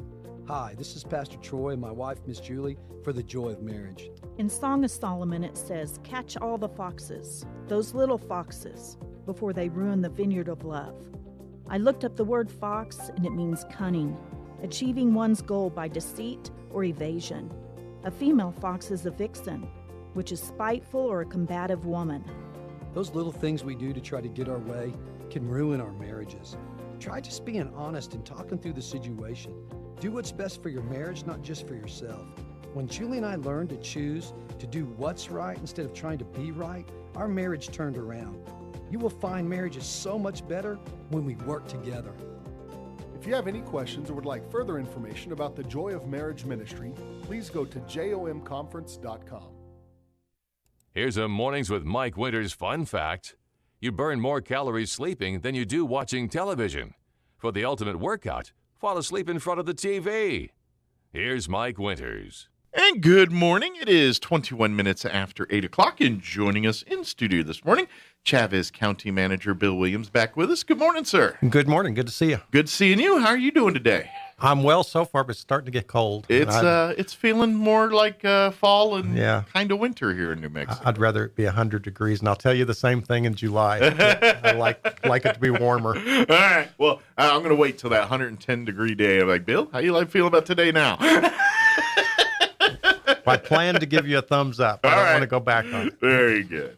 But, of course, for folks that aren't aware, Bill, county manager for Chavez County, he joins us every month after the county commission meeting and kind of gives us the skinny on what's going on with the county, updating the county commission meeting. Obviously, if the other things happening around the county, we kind of get people up to date on that. Yeah, you're very nice to invite me in for special events. We love having all you folks to come in and just keeping us all up to date on what's going on. I mean, obviously, there's a lot of work that happens on that commission, and we do appreciate all the work they do, and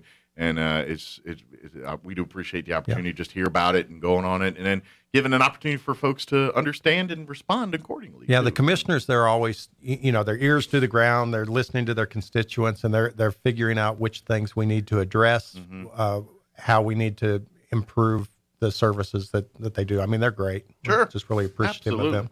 Which it's kind of a busy time right now for the county commission because, like the city we just talked about last hour with the redistricting and what's going on there, the county too has to do the same thing and make sure that the districts in the county line up with the population now, and all of this has been kind of elongated and dragged out and turned into a big hot mess this time because everything's been delayed because of COVID. Normally this had been done a long time ago, but right, because all the census numbers came out way late. Yeah. and then we have a deadline. We have to get this done. Yeah. That doesn't move. The election cycle doesn't move. Right. So the deadline doesn't change, but the amount of time that municipalities and commissions and counties and everything are given to get these districting lined up correctly is much shorter. Therefore, much more contentious and busy right now. That's just, and there's a lot of give and take on that. The lines move, and this option would work, but it creates this problem, or this option would work, but it creates this problem. And as we were talking just before we went on the radio, there's always the potential if you're elected in a district.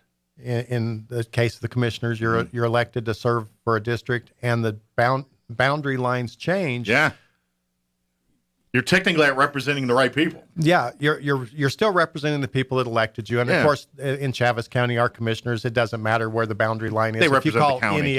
any of the commissioners, they're going to take care of your problem. Sure. They're not going to say, "Well, you need to call Dave." Sure, they're going to take it and run with it. Yeah, but if they're in a commission district and the boundary line changes, they finish out their term, and then they would have to run in the new district. Gotcha. The problem is the districts are staggered. So if the district next door to you is on a different schedule, so you serve your 4-year term and then the boundary line has changed, you can't run in the same district you're in. So you might have another district that you can't run in for 2 more years. Absolutely. And the commission elections are staggered by design. That way you don't have an entire new commission show up. There's always some carryover from the previous commission so that the work doesn't get interrupted. Because in theory, if all the county commission gets changed in one session, now you got to train everybody, get them up to speed, get everything going, and that's a lot of delay. So to avoid that, they stagger the elections. Right.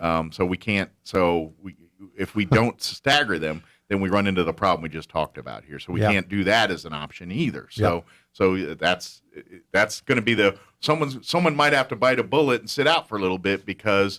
It's just the nature of how the districting lined up, and no one wants that, but sometimes that's just the nature of how it gets drawn out. Well, one of the things that came up at yesterday's meeting that I'm kind of surprised we didn't think of sooner was they said, we'd like to see all the demographic information, leaving all the county commission districts exactly as they are, because you have a certain percentage of population that you can vary, be a little bit over, a little bit under, and, we didn't have the original map done, so we're asking for those numbers so we can see maybe there's a possibility we can leave all the county commission districts exactly as they are. So it's kind of like, hey, wait a minute, maybe it's not broke. Maybe we don't. We don't need to fix it. But we had former Senator Rod Adair, as a demographer, and he did a tremendous amount of work. He and his assistant Bobby Shearer. They take so much into account, and I know there's a whole lot goes into this. Yeah, there's a lot of formulas different and calculations. Right, and it's just kind of a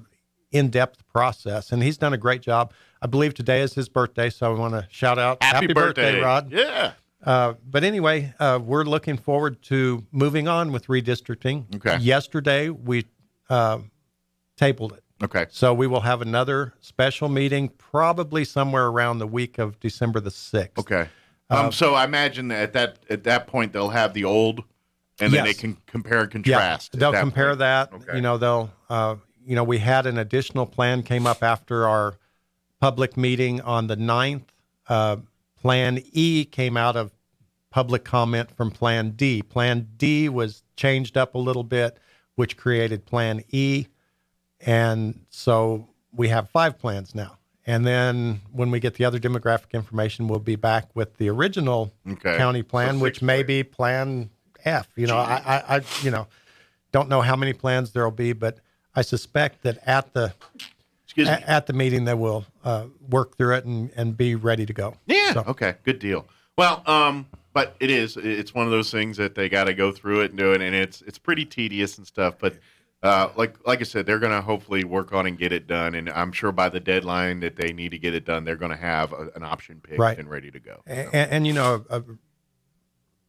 it really means a lot to me that our county commissioners, there's obviously different opinions on this, and our county commission is always professional about everything that they do. Absolutely. They don't get into yelling matches or anything else. They discuss it openly and decide, do we have enough information to make this decision? If they do, they make it. If they don't, they say, let's talk about this a little bit more. And they're just ultimate professionals. They want to get it right.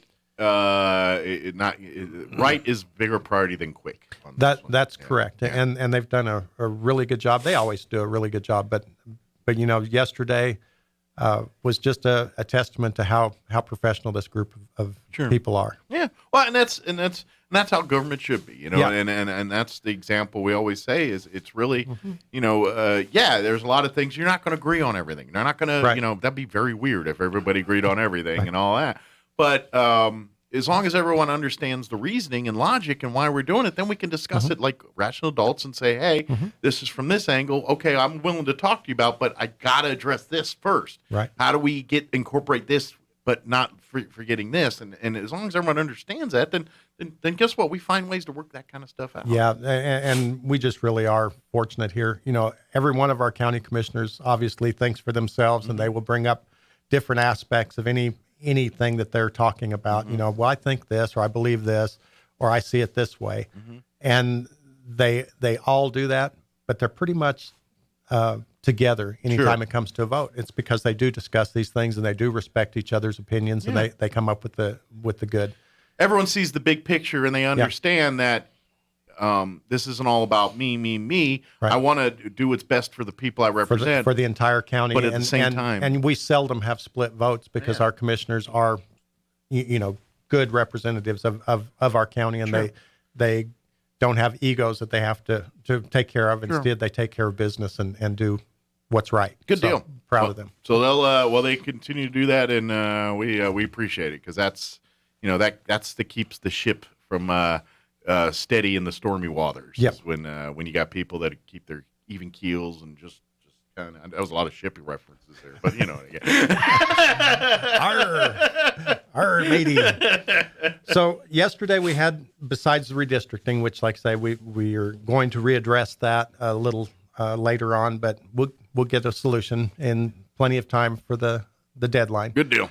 We had our usual representation from the community, some local entities come and give us an update every month. The chamber comes in, tells us all the great stuff that they're doing. Different organizations the county supports or provides funding for, basically. Right. Yeah. Provides funding or just people that are within our county that are doing such a great job. And we like to hear how much good they're doing. Sure, absolutely. For instance, Main Street Roswell came in yesterday, and Chaves County actually does not fund Main Street Roswell monetarily. And they came in to thank us for 20 plus years of use of the courthouse. We're always there to help them with stuff. And, they provide such a service, the downtown stuff during the summer, the farmer's market, what a deal. Absolutely. By the way, do you know if they still got any of their Christmas ornaments left? I believe they do have Christmas ornaments. And yesterday they gave each of us a Christmas ornament. Yeah, and they're beautiful.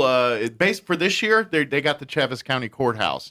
And it's like a metal disc. I don't know all the art. Yeah, it's kind of like a relief. It's got the county courthouse with a couple of trees over the front of it, and it's like 3D almost. The way that the pieces really all fit together. It's really nifty. MainStreetRoswell.org. If you go there, you can order them. Right. I think they're about $25 a piece or something like that. They're really neat. Yeah. I think there's 2 or 3 different styles. Yeah, I think you're right. I think one's more of an antique finish, and one's got more color on it, and one's bronzy or something. Get the whole set. It's been a few days since. That's what we did. We got one of each. Well, I love those because especially if you're a family, maybe a young family, and you're kind of, always ornaments are always kind of family traditions, and don't forget the one I made in 2nd grade or this. I think these you can incorporate those in your family ones, and the kids. Ooh, let me have the courthouse ornament thing and all that. So make it part of your family tradition.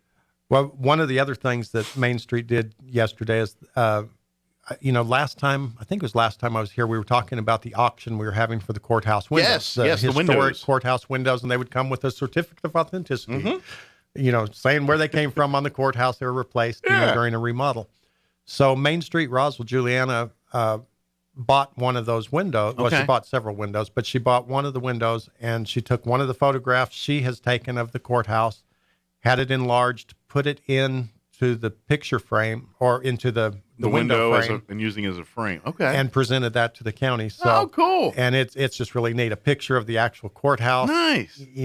Talking about when it was built, and I put a picture of that up on the county's Facebook page, and I encourage you to look at it. It's just really cool. So have they picked a spot where they're going to display this thing? Or? Well, yeah, I wanted to put it in the hall, but I got a little bit worried. We actually have had people, believe it or not, come in and take stuff right off the wall and walk out with it. That's pretty bold. We decided it probably should be in an office area so that it's not as easy to walk out with, because it's a real treasure to us. So that takes It takes things I can't say right on the radio in the way I want to say it, but that's bold. Someone came in. There was a wooden plaque with a silver spur on it, and obviously it's not truly a silver spur. It was silver colored, but It was the Silver Spur Award. And someone came in apparently and took a look at it, decided what they would need to steal the spur off of there, came back with a pair of pliers, cut the wires off, slipped it in their pocket or whatever, and ran out. So we walking down the hall one day, and there's a blank plaque without all the components to it. It was just really strange. But people are bold. That is that way. Wow. Okay. But anyway, let's move past that. We have a great community, and we don't want the bad ones to just spoil one or it two for the rest savages of us. in there. You know? Jiminy Christmas. One of the exciting things that we did yesterday is we passed Ordinance O-109. All right. And I'm going to read this. This is a mouthful. It's an ordinance of Chaves County approving the project and authorizing the execution of an intergovernmental agreement and a project participation agreement for LEDA-eligible expenditures in connection with the construction of an MRO facility in Chaves County. All right. So What does all that mean? LEDA is local economic development. Okay. And the state has a local economic development. Of course, we have our local Chaves County, Roswell Chaves County Economic Development Corporation, which is Mike Espiritu. Yes. But on the state level, we have the state LEDA, and this ordinance is for the Ascent Aviation Project. Okay. So this is set up, the project participation agreement is between Chaves County and Ascent Aviation, and the intergovernmental agreement is between Chaves County and the state of New Mexico, because we are providing the mechanism to reimburse them for lease payments. Gotcha. Okay. So as they meet certain thresholds of bringing the employment, and these are good jobs too. You know, I can't remember what the average pay These is. are career jobs. Yeah, these are really good jobs. They're bringing 354 jobs, I believe, is the number that they're talking about. Nice. So at certain thresholds, I think once they reach 117, they're eligible to request a portion of the money that's set aside for them. So when they hit their milestones on the numbers they're promising, then they get their rewards, basically. Cool. So there's a whole process we have to go through for that. And we did the same thing with USA Beef. We'll have a few more coming up. Not quite as large as this. This is $3 million. Gotcha. I imagine they're all commensurate with the employees they're bringing in and so forth and so on. Right. So. But we're really excited. You know, they're started on the design and the groundbreaking, and all will be very soon. Cool. At the airport, and that's great to a see. great thing for our community. You know, the city of Roswell is very involved in that, getting the hangars designed and built and all that stuff. Any infrastructure investments out there at the airport is a win-win for our community. Right. That's right. That's all it is at the end of the day, is a win-win for us. And that it truly is a community project. Mm-hmm. Everyone is working together on that to try to bring this in and bring 350, good paying jobs to the county, plus the support jobs that they say come out of these MRO facilities.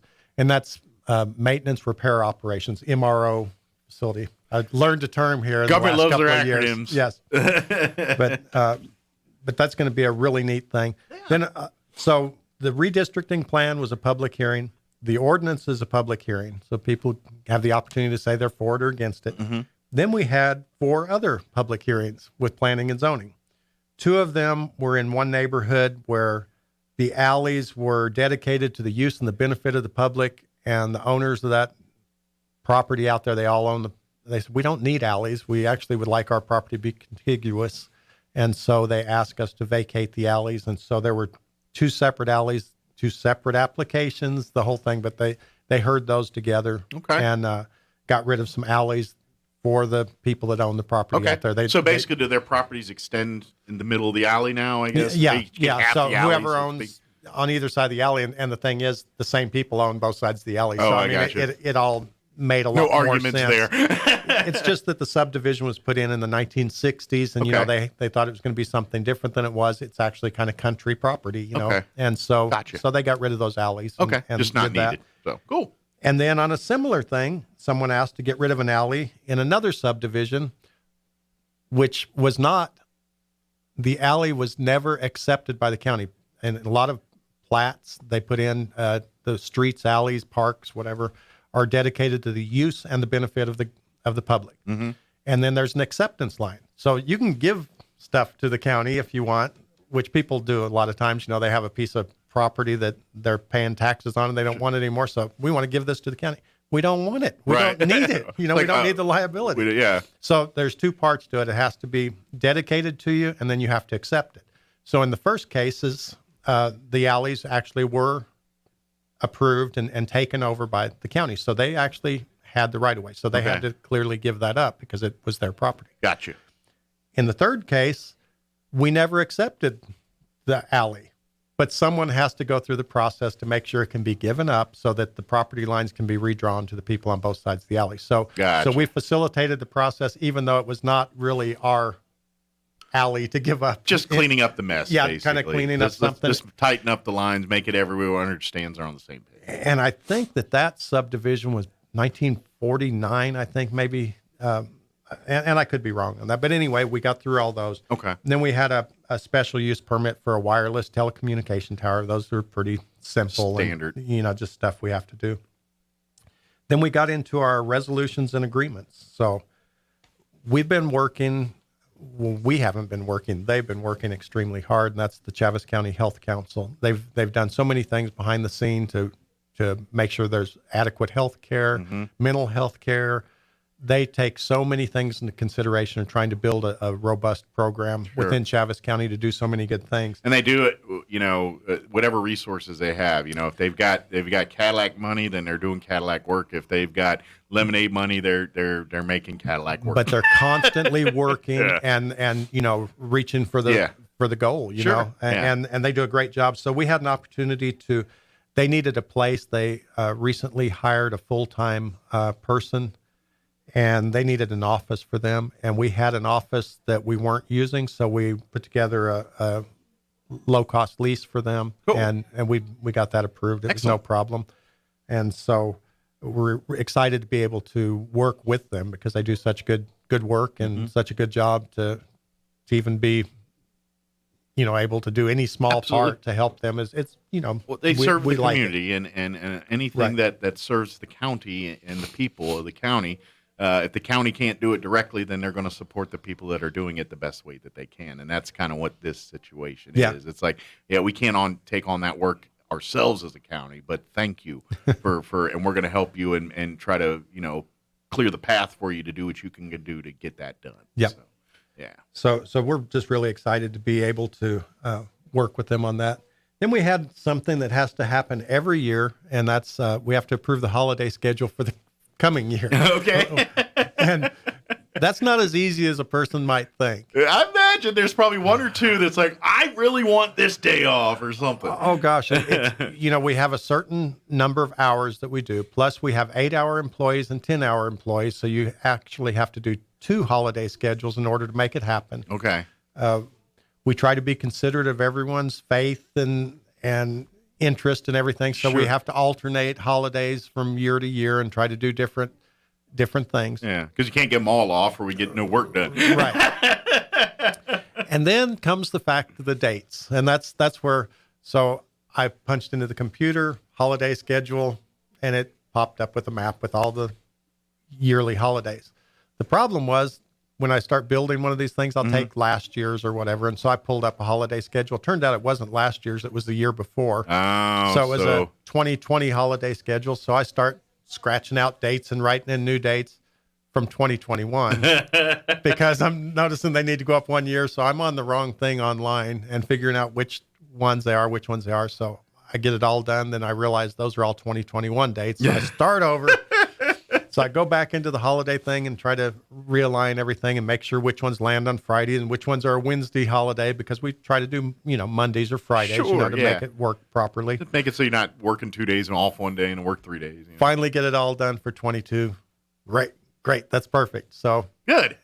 As we do our agenda, we attach everything to it and publish that prior to our meetings. As soon as we got it sent out, the very next morning, someone comes in and says, January the 2nd is not a Monday, January the 3rd. So I had to redo it all because I got one of my dates wrong. So, I mean, something you would think would be very, very simple. I spent probably 2 hours on trying to get it ready. The calendar was just not your friend that day. No, it was not my friend at all. So But that's kind of how it goes sometimes. Sometimes the easiest things take the most time, and sometimes those difficult tasks just fall into place. Good news is you did this year's twice. Yeah. Yep. But after all said and done, it's worked out and done. It's done, and the commissioners, approved our holidays for us, and good deal. So we're ready to go. Ready for 2022 when it hits. And on that. Of course, next year or next month is December, so we'll start doing some of the housekeeping chores that we have to do, every year in December, January. There's a lot of things that have to be redone, rewritten. And then again at the fiscal year change, which would be the June, July time frame. Yeah, June, July. So June is the end of the year. So we try to do some things so they're in place for July. And then in July, some things have to start over. So, yeah. And really, you probably do it then because the April-March time frame is really heavy budget time. That's the You're budget setting time, that budget for the fiscal year. Right. So there's not a lot of wiggle room to get that stuff done during that time. So you get that hard part knocked out, and you're like, all right, now we can button up the end of the fiscal year here in June time frame. So it's kind of funny how, just in the middle of the year, all of a sudden you have all this housekeeping work to do. Contracts have to be redone, whether it's the calendar year or the fiscal year. But anyway, it keeps us going. Yeah. We have plenty to do. Well, and it really is. It's a big reciprocal. It's just like everything else in life. We all have our times. County's no different. It's like, it's this time of year. It means we got to do this, this, and this again. You know, all right. Hey, it's that time of year. Time to talk. Abandoning or naming roads or vacating roads. And that's coming up too. Yeah, that'll be starting here the first part of next year again. So At next month's meeting, Mac should bring forth the schedule for road vacations and the road hearing stuff. So he'll have the entire schedule worked out for when we're going to do that, when we're going to start taking the applications, and we only do it once a year. So it's a very critical that we do it properly. Yeah, absolutely. But that's really the business of government. It's really just, 'tis the season and you go into one and into the other. And ideally, in a perfect world, it's routine and works and things. And then life happens and that changes all that. But in theory, that's really how the county works for all these years, keeping the ship going smooth and not, drastic changes here and that. It's all about consistency and doing that. Exactly. And just being aware of what's going on around us. Yeah. For instance, we've talked about this before. There are certain things that have to be passed every odd year and stuff, from the state. There's statute requirements that you have to do certain things only in the odd years. And so, darn it, is this an odd or an even, You got to make sense. I've already told you I can't keep up with what year I'm in, so it's really difficult. We need a new system for you. A couple other things that we did yesterday. We approved a request for out-of-state travel for one of the employees of flood control. Okay. They bought a new scraper a couple of months ago. Okay. And they bought a new dozer, I believe, last year. And so this gentleman is going to go to Colorado and get some specific training on how to do like laser leveling and that kind of thing. I think it's all GIS tied to GIS and GPS coordinates and that. So really, it's more advanced training on the equipment to use it. You do all that it's intended to do. Right, and they've got some really good equipment operators out there and employees, and he's being trained up so that they can cut that grade to a perfect level. So that's kind of cool. Yeah, I'm hoping that one of these days they'll invite me out to try out their new dozer. It'd be kind of fun, but hey, they haven't done it yet. Throw some weight around. I mean, county manager's got to throw some. I'm sure that it's got to open a few doors to get you to do that. Open many doors at all. Doesn't do much, but. But I am hopeful that they'll send me an invitation to come hop on the dozer. So we also did a waiver of right-of-way fee, a road cut fee for Berinda Water Co-op. We've talked about those before. Sure. They provide such a service to our community, people out in the county, the rural parts out there, and they have miles and miles, probably thousands of miles of water lines, certainly hundreds, if not thousands of miles of water lines, and they have leaks from time to time. They do a great job of getting the road cut, digging down, not tearing it. If I was doing it, I would tear up more line than I fixed. And getting down there, making the patch, going back and repairing the road properly. And so when they repair it according to our standards, we have an option there because they are a franchisee of the county. They have a non-exclusive franchise agreement to provide water services to our community. We will allow them to request a waiver of those fees. And as long as they do the job right, as long as they're not tearing up our roads, we're more than happy to do that because the service they provide to it's a reward for being good stewards of our resources, basically. Right. Yeah. Which is good. That's, that's how everything works. It's like, hey, you're doing a great job here. You're saving us money. You're saving things. We're going to scratch your back for doing that. And thank you for looking out for our people. But at the same time, we had to write our right-of-way use policy to provide for, if someone digs a hole in the road, what's it cost to fix that? And so we can, charge people for those things. Exactly. And so, we don't want to just all of a sudden say, we never thought about what it was going to cost us to, fix that. Make sure you're not just footing the bill for everybody as a big thank you. It's like, oh, man, that was more than I thought. So, but anyway, that went through. The commissioners, again, appreciate all that they do for our community. Well, and that's good government. People, you reward good work, and then of course you try to litigate and fix what's going wrong. And that's government at the end of the day. And there's like, this is just one of those things. It's like, hey, these are services. You're helping the county out. You're helping its residents.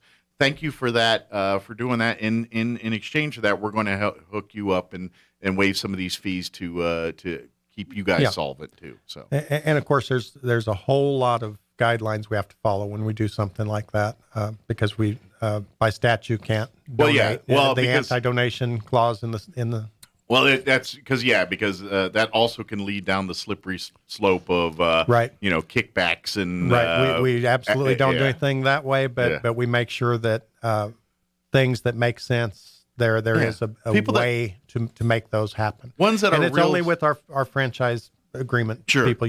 If some big company comes in from California or somewhere and wants to do this and that and tear up our roads, these are long-time partnerships with the county. These are the costs that you are associated with cutting our road or doing this or doing that. And so people that have established relationships with the county, working relationship, established trust. That we can show that there's a benefit to the general public, not just to an individual or an individual company, nothing like that. We absolutely can't and won't do anything like that. Yeah, Brenda Water basically earned this earned this trust to say, hey, you've been partners with this county for a long time. We've done many projects together. You've helped us. We've helped you. Right. This is a token of that partnership as a thank you, basically. And we have to do it on a case-by-case basis. It's not just carte blanche. Anytime you do something, no, we look at everyone, and we make sure that they repair it correctly. That's great. I like it. I like that. And it hasn't always, worked just smoothly, but it's working very smoothly right now, and we're really happy for that. Sure. One other thing I want to mention before, I'm sure we're probably running short on time. Yeah, we got about 3-4 minutes here time to talk. I introduced our new Chaves County Detention Center director. We have a new director at the Chaves County Detention Center. His name is Justin Porter. He'll be beginning on November the 29th. Okay. Our previous jail administrator has retired. Okay. Or is in the process of retiring. Mr. Porter is coming to us from Roosevelt County. He has a great resume for jail stuff. Was he an administrator of the jail administrator of the jail in Roosevelt County. Gotcha. Okay. He has, I believe it's like 8 years in the military training detention officers. That seems like kind of a specialized thing, especially in the military. That's a very niche field there. Kind of cool. Yeah. 14 years at the detention center in Las Cruces, almost 5 years at the detention center in Roosevelt County. Okay, so he's served. I say served time. That's probably not the right. He served in some. He's done his time. I like it. Maybe the wrong pun there, but he has served in very busy and like Maximum, like the Cruces. That's a no joke facility there, And he's the chairman of the New Mexico County's detention affiliate. Gotcha.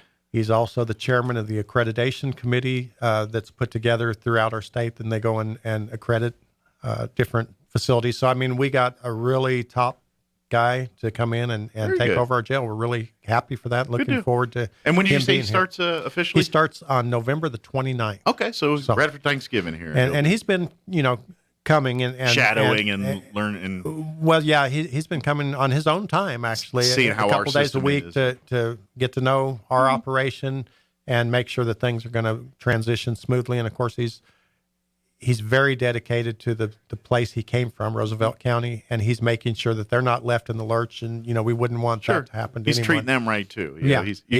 He's a real asset. I believe he's going to be great for our county. Good deal. Well, we look forward to meeting him. We'll bring him in. Yeah, come on in and talk about jail stuff, But and I imagine I just saw time, but I imagine that's it's got to be exciting for him too, because obviously the renovations, it's you got a lot to work with at this facility here, and I imagine he's probably already got ideas on what to do with this stuff and how to implement. It's my understanding that when he went to Roosevelt County, he told them that he promised them that he would stay there for a period of time. He said, but the one thing that I want you to know is that after that period of time is up, if the Chaves County job ever comes up, that's the jail I want to run, because we're known throughout the state as one of the high quality jails. We were the first. So this is like a bucket list thing for him. Okay. We were the first jail to be accredited. We're the first jail to be accredited 3 times or 4 times now. So, we have a great staff at the detention center here, and they work really hard, and that's a job that I wouldn't want. Oh my gosh, they do so much good out there, and I can't speak enough good about them. Yeah, about how they're doing. They do an amazing work out at the correction. And they're going to have a great new leader now. Yeah. So well, good deal. I'm glad to hear that. Excellent. Is there anything else we need to mention there? No, I think I've talked enough. Of course, don't forget, if you can go back and watch these county commission meetings on the Chaves County Facebook page.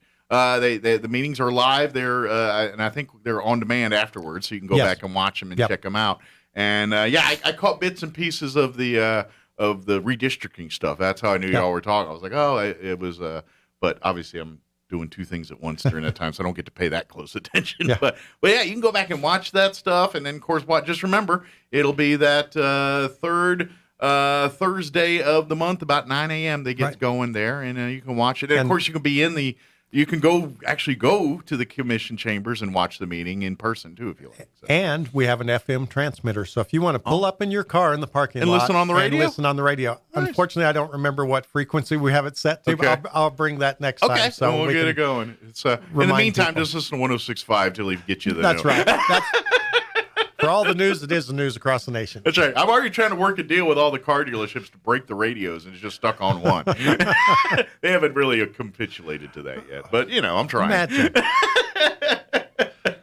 Well, thank you. Thank you, Bill. Appreciate it. Having a great Thanksgiving. You and your family, if I don't see you between now and then. We'll do it. And we'll see you here next time, okay? Okay, thank you. All right, take care. It is 8:55. Let's go ahead and do a quick town hall business update break here before our national news. Don't go away. With the SRN News Business Brief, I'm Bill Alexander. A group of state attorneys general are investigating the photo-sharing platform Instagram and its effects on children and young adults, saying its parent company, Facebook, now called Meta Platforms, ignored internal research about the physical and mental health dangers it posed to young people. The Biden administration is taking steps to distribute several $1 billion in aid for winter heating and utility bills, an unprecedented sum that comes largely from its $1.9 trillion coronavirus relief package. The package provided an additional $4.5 billion for the government's low-income home energy assistance program. On Wall Street, the Dow down 60 points, closing at 35,870.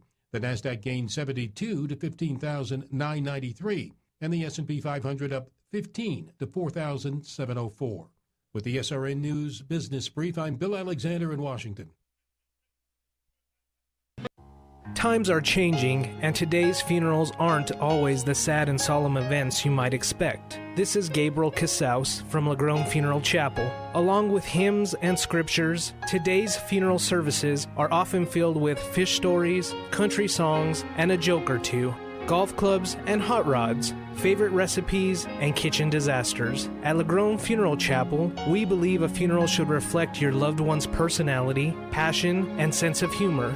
When you lose a loved one, we're here, because at Lagrone Funeral Chapel and Crematory, we make it personal. 900 South Main, Roswell.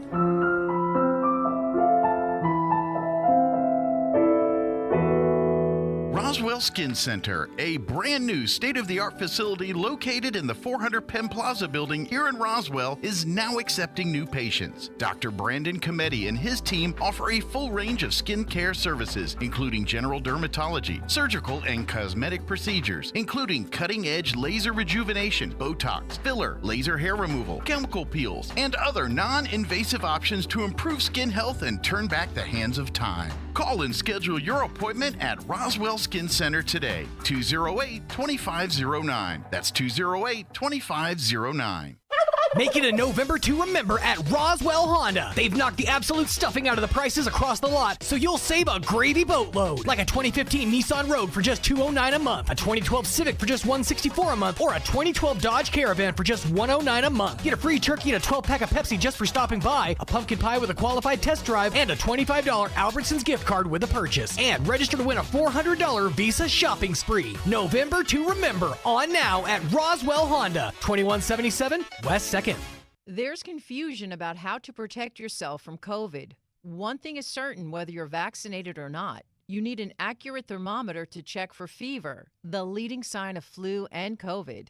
Be vigilant and contact your medical provider at the first sign of fever. Don't rely on non-contact thermometers that have no scientific studies. Only the Exergen temporal scanner thermometer has been proven accurate in more than 100 clinical studies. Learn more at Exergen.com. Finding great candidates to hire can be like, well, trying to find a needle in a haystack, but not with ZipRecruiter. Its powerful technology actively finds and invites qualified candidates to apply to your job. So while other companies might deliver a lot of hay, ZipRecruiter finds you the needle in the haystack. See why 4 out of 5 employers who post a job on ZipRecruiter get a quality candidate within the first day. Try ZipRecruiter for free at ZipRecruiter.com/free. That's ZipRecruiter.com/free.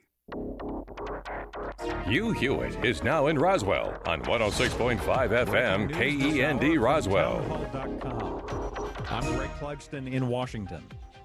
After months of division among Democrats, the House has approved President Biden's Build Back Better bill. Correspondent Jeremy House reports. House Speaker Nancy Pelosi making the announcement it's on to the Senate for the massive spending bill. On this vote, the yeas are 220, the nays are 213. The Build Back Better bill is passed.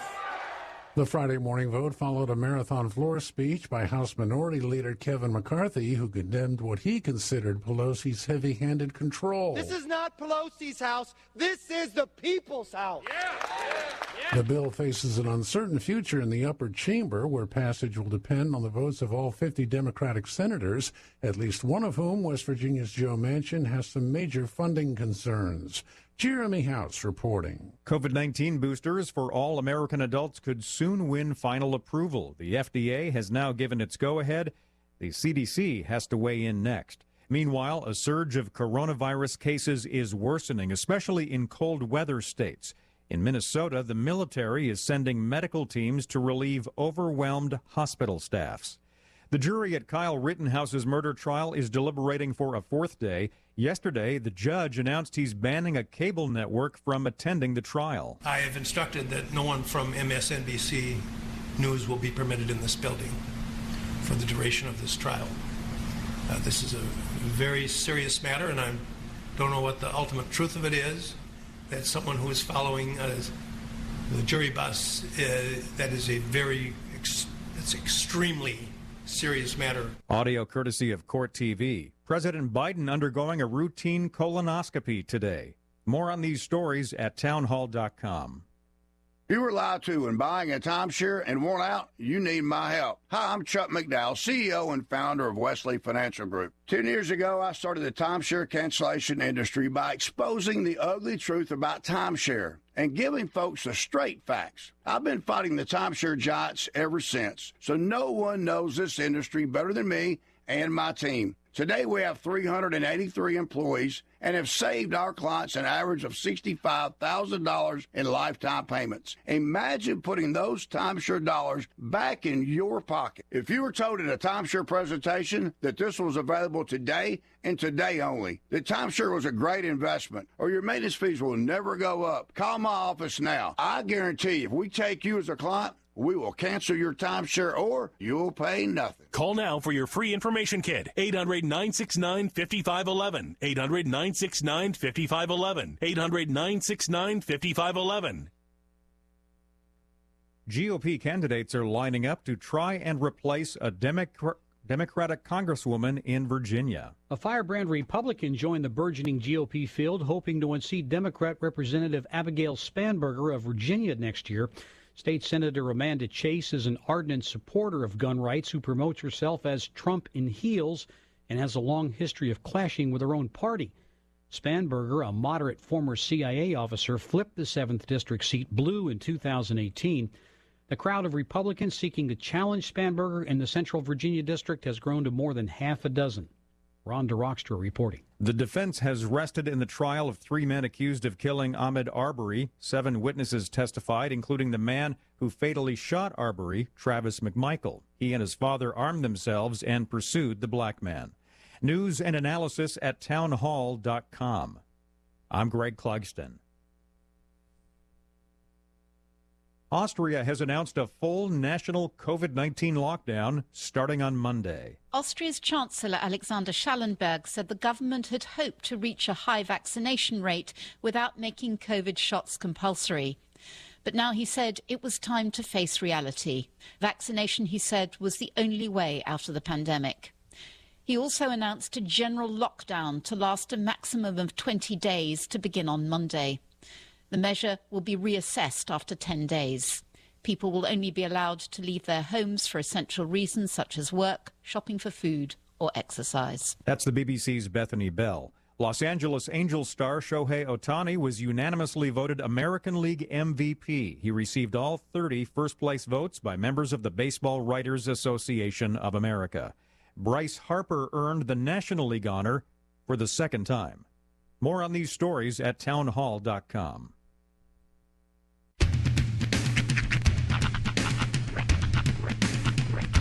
What in the wide, wide world of sports is going on here? I promise you, whatever scum did this, not one man on this force will rest for 1 minute until he's behind bars. Now let's grab a bite to eat. Yeah, come on. I feel the hot wind on my shoulder and the touch of a world that is older. I hit the switch and check the number. I hear the rhythm ringing through it. Flamenco guitar and cumbia music. I hear the talking of the DJ. The travel wishing, what does he say? I'm on a Mexican radio. I'm on a Mexican radio. Broadcasting live from high atop the J.P. White Building in downtown Roswell, New Mexico. It's Mornings with Mike Winters on 106.5 Roswell's Talk FM. Is that what I sound like when I talk? Now, here's your host, Mike Winters. And good morning. It is 6 minutes after 9 o'clock. Welcome to hour number 3. Kristen Diernos. Mornings with Mike Winters right here on 106.5 Roswell's Talk FM. Happy Friday! Yes! You are correct, sir. Yeah. And only thing sweeter about today is it's McDonald's Friday. And it goes down smooth. Indeed. Yeah. I haven't actually perused the bag. Tanner brought me the my green chili bacon, egg, and cheese biscuit this morning. I'm hankering for a hash brown. I didn't even get to leave this chair now. I've been stuck in this chair for the last, since 6-something this morning. I've not gotten up and done anything. I've been here doing work You gotta get stuff. up and stretch the legs more often, man. I ain't gonna lie. Kind of need to use the facility. Yeah? I got a number one on the deck.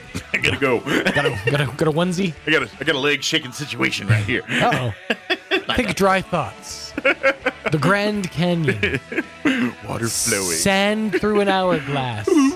No, dry thoughts. Dry thoughts. The desert. Oh, yeah, don't take another drink. That's good. Compound the problem. Yeah. Uh-huh.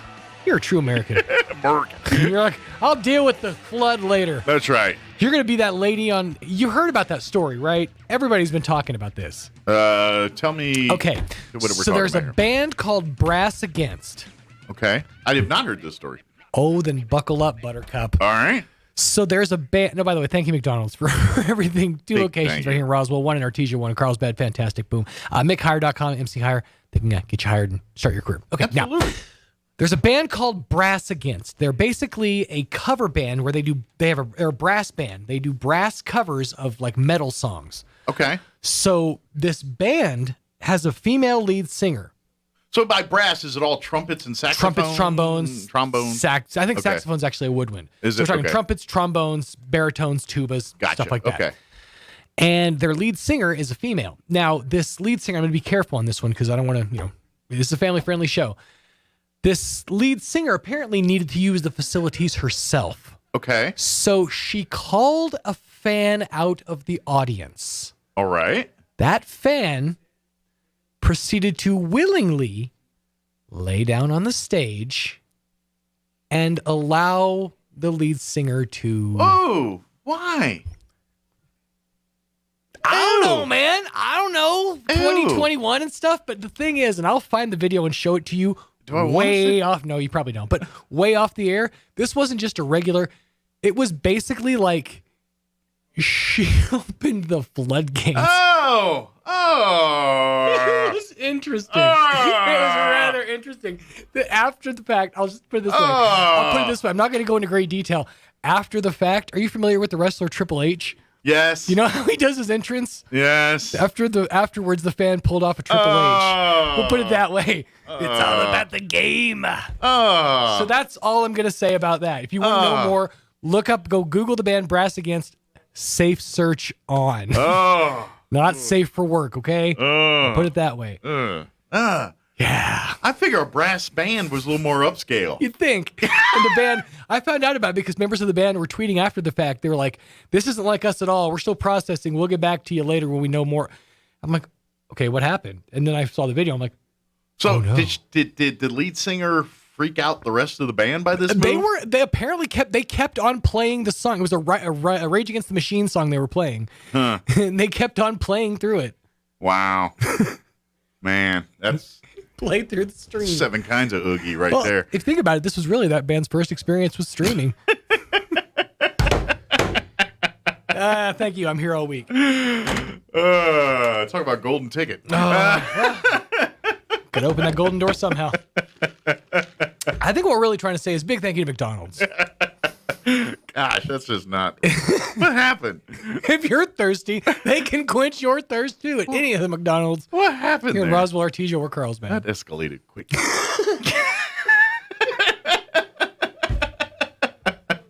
Oh, man. I don't make the stories, man. I just report them, all right? Oh, man. I guess there was some rage against the machine. Rage against something. Let me give you rage against the kidneys. Yeah, right? Let me give you the rundown here. We're going to get you updated with the weather here in just a little bit. Then here in a few, John LeMay is going to join us from the Historical Society for Southeast New Mexico. And I'm not sure if it'll be just John or if Amy or maybe just John and I. But anyway, we're going to be talking about the Historic Christmas Book Fair and more. That's happening on December the 4th. And it's all books. All kinds of books. No brass section on that one. Although you might find books about local brass sections. Maybe. But anyway, so John will join us here, and we'll talk all about that and, of course, other things happening through the Historical Society. Then later on, we'll get you up to date with the news of the local variety, along with your Town Hall business update and whatever else we can come up with for this hour of the show. By the way, I am about to start the 4th season of Goliath. You have been pretty into that show. I mean, I'm getting full sort of become your thing. I'm kind of wrapped up into it. See, now I'm kind of it's so remember I told you like the first season is completely different from the second season, right? Okay, the first season's different than the second season, but the third season tied the first seasons together. Okay. So the stories now So connect. now the stories are sort of. And so now the fourth season connects into what was basically 3 stories, and now it's combining them all into the one thing. So I don't know. It's become like this amalgamation of like everything. Yeah, like they ended the third season and starting the fourth season on a major cliffhanger, and I'm like, ooh, this is good. And I think the fourth season's it. Like I know that's the last they got, but I think I heard him said that was the final season of Goliath. There's no more Goliath after the fourth season. So and I'm getting into it more. It's just it's because it's John Grisham but dirtier, if that makes sense. You know what I mean? Bit. I mean, but like John Grisham's basically this legal thriller if types. given creative license to write dirty, basically. Yeah, well, it's not dirty, but like a normal human being would speak and interact. Yes, it's Billy Bob Thornton. So he's got that bad Santa type personality, but not to that extreme as far as like stealing from people. He's just a lawyer that drinks a lot and is pretty much abuses himself. House, but a lawyer. Is really good. Yeah, I think it's what we kind of. Yeah, that's kind of the whole premise of it, and so it gets wrapped up. And at first, you're like, well, the first story is nothing to do with what's going on now. The first story was like a different case, and it was like his old law firm and going against his big, and then the second season's more into cartels, and then this season's getting into water with the cartels with the stuff from the first season. Right. It's kind of it's just they keep adding layers, and you're like, man, how many more layers has this thing got? And it's pretty interesting. I just kind of it's full of stars. Like Dennis Quaid's all over season 3. Bo Bridges was in this season 3. Oh wow. What's oh shoot, I can't remember the guy that's in season 1, 2, and 3. He's a famous actor too. Dang it, that's kind of the bad guy in this. I just can't remember his name off the top of my head. As soon as I see it, I figure it out. It's not the guy we were talking about, was it? Cable? No. He's an older William Hurt. Oh, okay. William Hurt. Oh, okay. William Hurt is kind of the bad guy in these, and so. But we say Cable because he's a burn victim, so he kind of has that. Dang. How's that for some 6 degrees of Kevin Bacon? Of burnt bacon. So he kind of has a whole aura about him, and it that Cable, you know what I mean? That mysterious, creepy vibe to him. But anyway, I'm all in. I'm intrigued. So now I'm into the fourth season here, and I'm like, oh dang! Now where are they taking it from here? And I'm kind of curious. So. And this was Apple or is this Amazon? This is Amazon. Okay, Prime. I'm gonna restart my Amazon here pretty soon, so I might actually check this out. It's on Prime. It's one of the, and it's been out for a few years, and season 4 I think released earlier this year. But I thought I heard them say it's the final season. Okay. So I will know for sure, I guess, when I see the season 4, which I will probably start maybe tonight. We'll see how my television viewing goes. I still got a couple other things to catch up on. Like I've been watching that morning show on Apple Plus. Right. And the last episode of that for the season premiered today. So I'll go watch that at some point. That show's okay. It's all right. It's not great. It's all right. Yeah, I have a hard time. I don't. It's enough to keep me interested, but not enough to make me sing the praises of it. It feels, from what I've seen of it, it feels real Aaron Sorkin-y. It's almost it's a like poor man's Aaron Sorkin. Okay. Like they're trying to be Aaron Sorkin. They're just not as good as Aaron Sorkin at doing it. Aaron Porkin? Yeah. Barry Gherkin. That's about right. It's kind of like that. Okay. But and then there's a new one that I want to check out that I haven't yet. And I think the first episode premiered last week. I'm guessing second one. It's some kind of comedy drama with Will Ferrell and Paul Rudd. Paul Rudd.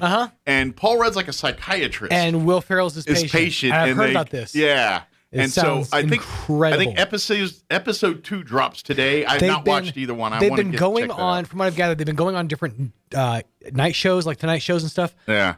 In each other's place. Like they've been booked for like appearances, and they've been going, like showing up at each other's appearances. Oh, okay. Like Paul Rudd showed up at Will Ferrell's appearance on Fallon. Okay. And then like Ferrell was at Paul Rudd's appearance on Kimmel or something like that. Okay. So yeah, they've been kind of just swapping around.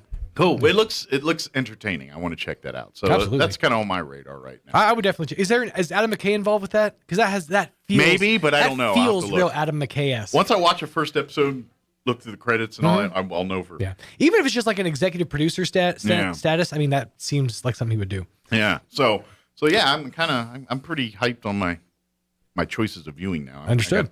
You should cut to weather because there's showers in the forecast.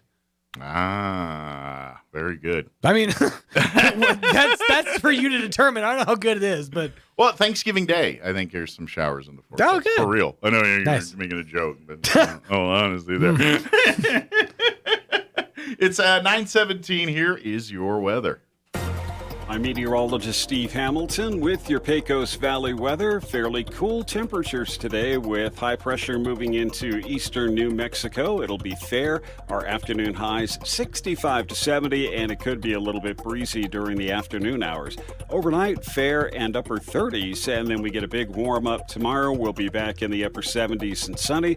Cooling off again on Sunday, low 60s and cloudy. That's your latest forecast. I'm meteorologist Steve Hamilton. Thank you, Steve. And currently, wow, I didn't want to see that. That was not right. Currently, 40 degrees here in Roswell. Humidity is at 28%. Sorry, but she feels so much better after. Oh, that was not right. Winds out of the south at 5 miles per hour. Sunny today. Expect a high of 67, so warmer than yesterday, but not quite as warm as days before, but pretty nice nonetheless. 67 south winds, 5 to 10 miles per hour. Tonight, partly cloudy, overnight low of 36, so at least we're above freezing tonight. Southwest winds at around 5 miles per hour. Saturday, mostly sunny, high of 77. Winds will be out of the south, 5 to 10. Yeah, we're going to be pushing 80 tomorrow, but it'll be short-lived. We're only like upper 70s for one day. Saturday night, mostly cloudy, overnight low of 44. West winds 10 to 15. And then Sunday, we'll be back in the low 60s, partly cloudy, high of 62 with north winds 10 to 15. And then looking at next week, just kind of glancing at it, Monday will be in the mid-60s, low 70s for Tuesday and Wednesday. And then Wednesday night, we got rain showers and bringing in cooler temps and possibly some rain Thanksgiving Day. They're talking like a 20% chance of rain, partly cloudy, highs only in the upper 50s for Thanksgiving. But we got a few days between now and then. We'll see how all of that shapes up. All right, it is 20 minutes after 9 o'clock. We're going to go ahead and take a commercial break, and then we'll talk with John LeMay from the Historical Society here in a bit. Don't go away. You're listening to Mornings with Mike Winters. Mays Lumber has all the hard-to-find hardwood you've been looking for. Oak, cherry, walnut, poplar, and maple. Plus, hard-to-find exotic woods like purple heart, zebra wood, ambrosia maple, black limba, and bloodwood. Perfect for that one-of-a-kind gift piece or table. Get ready with Formica and Wilson Art countertops in 12-footer custom length with installation available. Make it happen at Mays Lumber, 115 South Virginia in Roswell, serving southeastern New Mexico and beyond since 1934. Martine's Capital Cafe in Roswell offers authentic and highly rated New Mexico food. Explore their amazing menu featuring huevos rancheros or asado with eggs or their green chili stew. And you can't forget their award-winning green chili cheeseburger, all made from scratch using their finest and freshest ingredients. Open for carryout with curbside delivery or limited dine-in. Just call ahead 624-2111. Martine's Capital Cafe, always pleasing the most refined palate. Open Monday through Saturday from 6 a.m. to 8:30 p.m. at 110 West 4th in Roswell. We serve all New Mexico. If you think it's hard to take out a home loan, those rumors are wrong. It's not true. Contact Loan Officer Elliot Rodriguez, MLS number 41002 at CMG Financial, phone number 719-237-4680. At CMG Financial, we can help. Experience extraordinary with CMG Financial, every customer, every time, no exceptions, no excuses. CMG Financial is a registered trade name of CMG Mortgage Incorporated, MLS 1820. CMG Mortgage Incorporated is equal opportunity lender. To verify complete list of state license, visit www.mlsconsumersaccess.org. Equal fair housing is the right for everyone to have access to all housing opportunities without discrimination based on race, religion, national origin, sex, color, familial status, or disability. Get up to $4,000 overbook at Roswell Nissan. You heard that right. Up to $4,000 overbook for your trade. Trade values are setting records, so bring it in and upgrade. With $1 down, no payments till next year, and up to $4,000 for your trade, now is the time. Roswell Nissan has special programs available that can make it happen for you regardless of your situation. Get a free turkey with an appraisal and free AirPods with a qualified test drive. Up to $4,000 overbook. On now at Roswell Nissan, 2111 West 2nd.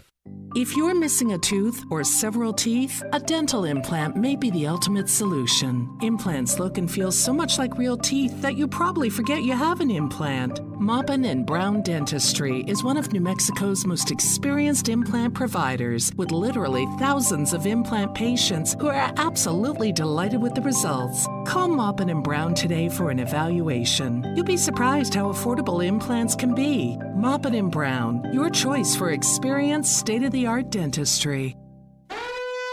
Ladies and gentlemen, So Easy Sewing finally has our most popular sewing machines and sergers back in stock. We have the Zest, our entry-level machine, on sale for $149. We have the Amazing Jazz 2, which boasts a 12-inch throat, on sale for $799, and our #1 selling Verve sewing embroidery combo machine on sale for $999. All machines include lifetime instruction on the use of the machine. Hurry in to 200 East College Boulevard in Roswell to claim your new machine before they're gone. So Easy Sewing. You've never had it so easy. Here's a Mornings with Mike Winters fun fact. A group of 12 or more cows is called a flink. If you have only 11 cows, that's called a lot of cow pies. Here's Mike Winters. And good morning. It is 23 minutes after 9 o'clock, and joining us in studio this morning is John LeMay from the Historical Society for Southeast New Mexico. Good morning, John. Good morning, Mike. Sorry I was late. Oh, you're fine. We're good. Okay. We're all good, man. How are you doing today, John? I'm doing good. I always enjoy going to Holiday Magic. Yeah, this weekend, of course, we're December 4th. Mark down on your calendars. That's going to be the Historical Society's Historical Christmas Book Fair. But if you would like to get some books and things from John, he's going to be out at the Holiday Magic Art and Craft Show all day today and tomorrow. You're going to have a booth out there. And you're kind of doing twofold. You're going to have in your books and things, but there's Historical Society stuff out there. No, too. actually, I'm just going to do Historical Society books today. Yeah. Okay, I got no you. film history or anything like that. Yeah. Perfect. So it's all Historical Society stuff. Yeah. So and joining me will be Donna Blake Richell from Carlsbad. Oh, good. If you so like she'll have her books. Yeah. Will be there too. Good deal. So she's going to drive up from Carlsbad and hang out with you. Oh, good. Yeah. Good for her. She's always fun to talk to. So if you, between John and Donna, you guys could have a whole conversation there at the booth while you're there checking out the books and everything. Of course, Donna, and I imagine with Donna being there, she'll have some of her books that you can get signed copies of as well. One of her more popular ones is the Wicked Women book. The Wicked Women of basically this area. You know, we always talk about Billy Kid and various outlaws and things. Well, there was a lot of females that would be very nefarious in today's times, in those times too. Yeah. And those books kind of talk about some of those. And she's got I always joke, between John and Donna, they cover all of the Pecos Valley with the history there. Donna obviously does a lot with Eddy County and that part of the region. John covering Lincoln and Chavez County kind of on that side. So Eddie and Lee's Donna is a lot of her territory, but together they really do a great job here. So come on out. Good deal. So, and of course, John's books, John covers, if you have not picked up any of John's books from the Historical Society, like if you love the stuff about Pat Garrett, Billy the Kid, the Lincoln County Wars, local histories of Roswell, Lincoln County, all these things, that's John's written books. And I guess almost all of them will be available, if not all of them, through the Historical Society this weekend, and of course, anytime, really. Yeah, and I'll have a few exclusive things there that aren't typically available. Like if you like the Ash Upson book, or you don't have the Ash Upson book and you want it, I've actually got a nice hardcover with a dust jacket. Okay. So and that's if for those who aren't familiar with that story, Ash Upson is the biographer, I guess you could say, that Pat Garrett. He kind of was a biographer of the Lincoln County Wars and of the time. He was kind of a biographer, novelist. And so many of the stories and things are probably through his eyes. And so matter of fact, I say this every time because people love to put a famous connection. If you've seen the movie Young Guns 2, Young Guns 2, where Pat Garrett's on the hunt for Billy the Kid, and he has the biographer. And there's one funny scene where they end up going through Indian territory, and they stop to use the bathroom where the Ash had a movement he had to take care of. And so he's up in the hills, and while he's taking care of business, I believe it's Apache, but don't quote me, but visit them, and they're ready to fight. And then Ash pops up out of the hills there and starts talking Apache or Navajo to them or whatever. I don't remember what tribe they were, and basically gets them out of the situation. And so they kind of look at him a little better. Now, in real life, I think Ash Upson was much more savvy than the way they portray him in that movie. But that's him. That's the person we're talking about. And you can learn the real life of that individual. Which John had wrote that book. That's been out, about a year or two? Yeah, now? about a year. Yeah, it came out during COVID here. So if you want to get a copy of that, and then like I said, you got some hardcover of that one too. Because I didn't try to sell the museum the hardcovers because they're so expensive to do like your wholesale and your retail. But I had some extras, so I'm going to bring them with me. And okay. But yeah, it's funny. I've seen Young Guns too, and I like Young Guns too, but I hadn't seen it in recent years, so I had forgotten that Ash Upson was portrayed in that. Yeah. Yeah, and so the bowel movement thing is not a true story. I think they just were trying to be That was funny. artistic license. But what's funny is that they're closer to the truth than they realized, because I do think that Pat Garrett and Ash Upson met each other on they were a part of a party together to go and hunt down some Comanche that had stolen some horses. Okay.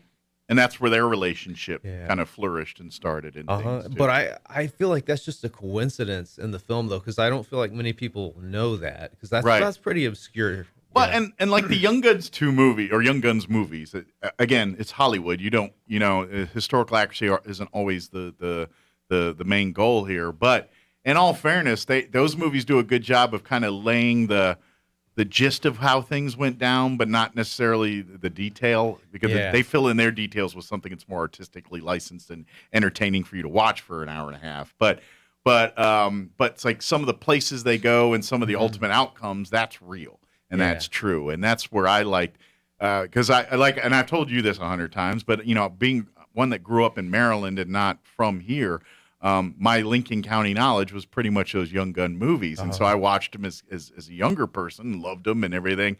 And then the first time I went to Lincoln, I'm like, oh man, that was real. The Tungsten murder site, that's right here. Look, the McSween house, that's where it burned down right here. That's the courthouse is right here. And you're like, oh, cool. There was some real stuff in these movies. And, but yeah, Ash Upson's one of those that there's the person, everything's real, but not necessarily how they portray him in the movies, correct? And that's the point I was kind of making there is, I don't think, because they kind of make him a little buffoonish and a little the way they portray him.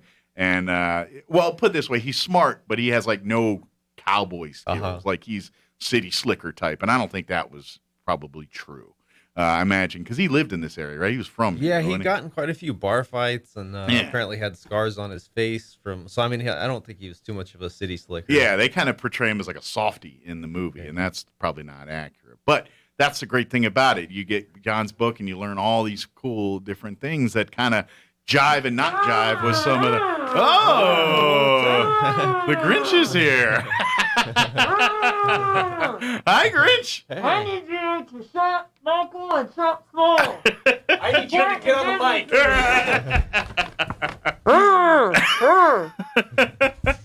So the Grinch is here. Are you working for the chamber, Grinch? What are you doing here? Work for the chamber. So does the chamber know you're here, or are you just besmirching them? I know nothing. All right.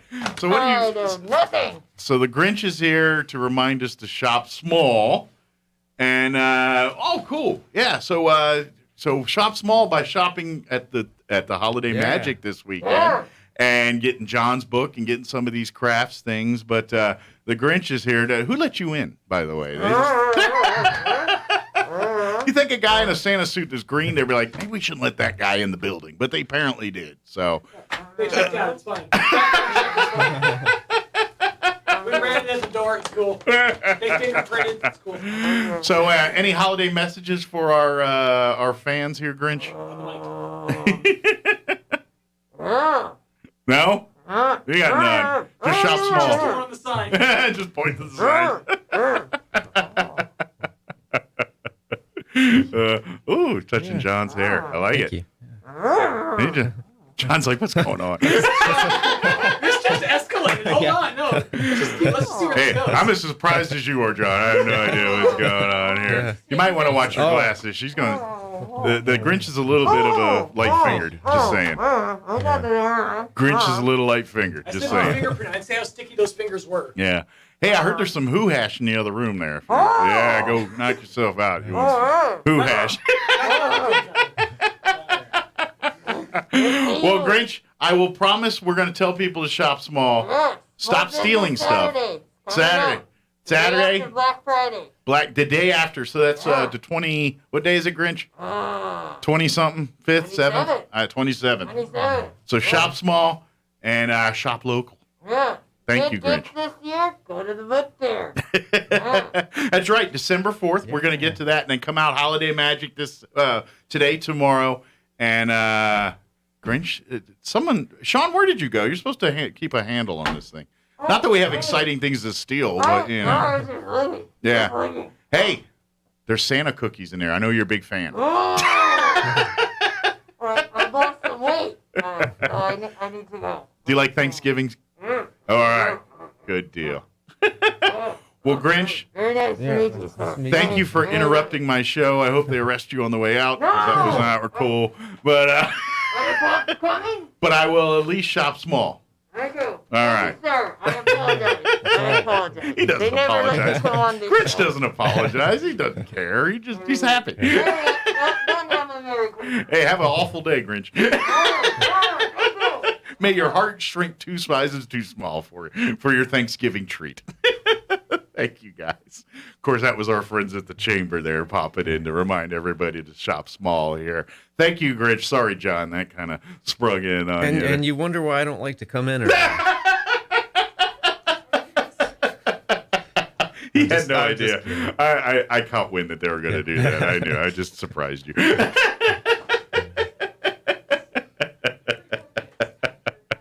Oh, man. So, but they ain't wrong. Shop local here. And that's the holiday magic. Because I know when you guys are going to be out there, there's going to be a ton of other stuff.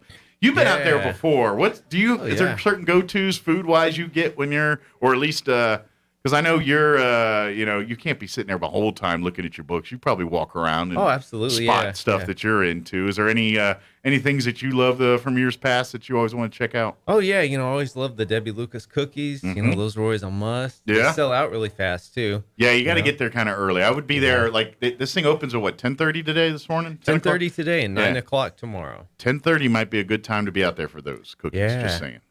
So. Yeah, and then my booth's across from Bobby Good. He's always got cool stuff. Okay. And it's all in the commercial building? Yeah, all in the commercial building. Okay, very good. So when you got, of course, there's nothing else going on at the fair except the holiday magic. So it's easy to get in. It's got great stuff for men and women both. It's pretty well mixed. Mm-hmm. It's mostly going to be women there shopping, for themselves and for men. But I mean, if you're a man, though, I'm just saying there's stuff out there you'll want to see. Because what they do is it's all like artisan crafted stuff. Mm-hmm, yeah. And a lot of it, it's art related, all of it, but some of it's functional art too. So not necessarily something you hang on the wall or set on a table. Yeah.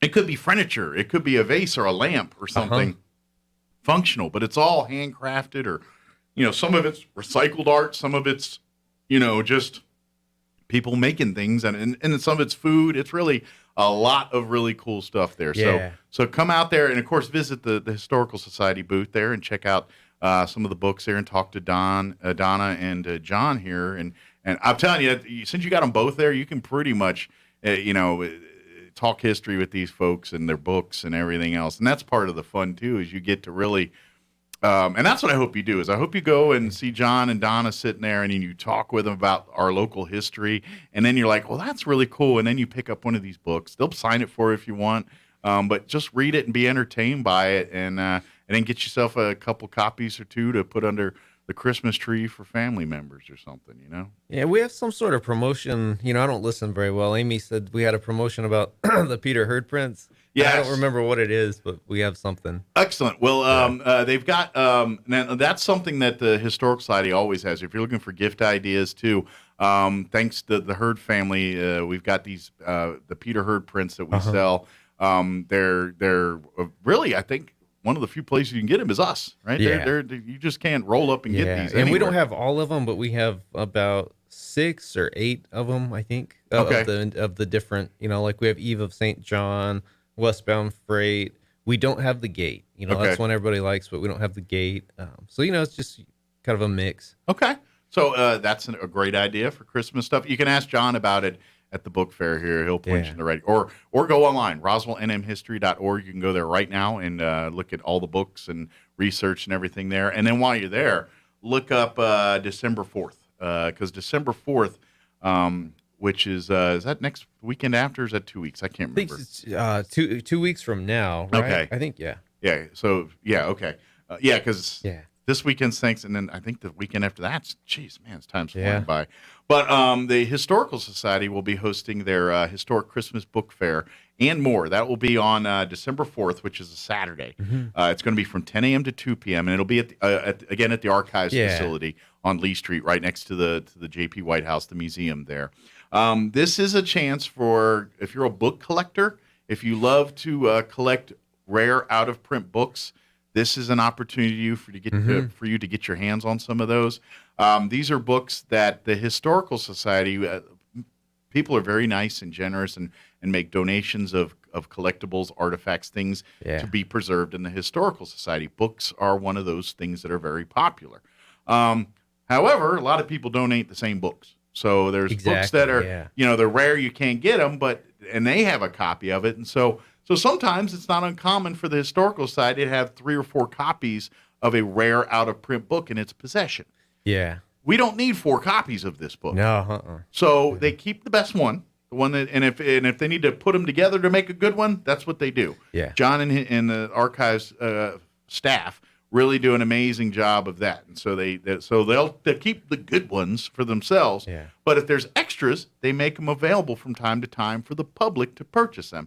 And of course, that money goes back to all the programs and resources that the Historical Society does, scholarships, the upkeep of all that stuff, everything. So every once in a while, a couple times a year, we get to do one of these. So and what's really great too, actually, is when people donate books to us, we end up getting new books, and our library actually gets bigger. Our library doesn't get smaller. But it's also kind of an advertisement for our archive facility, and people are like, oh, I didn't even know this was here.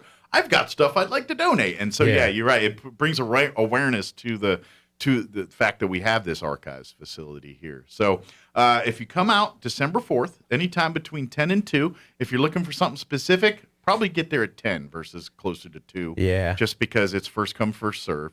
Like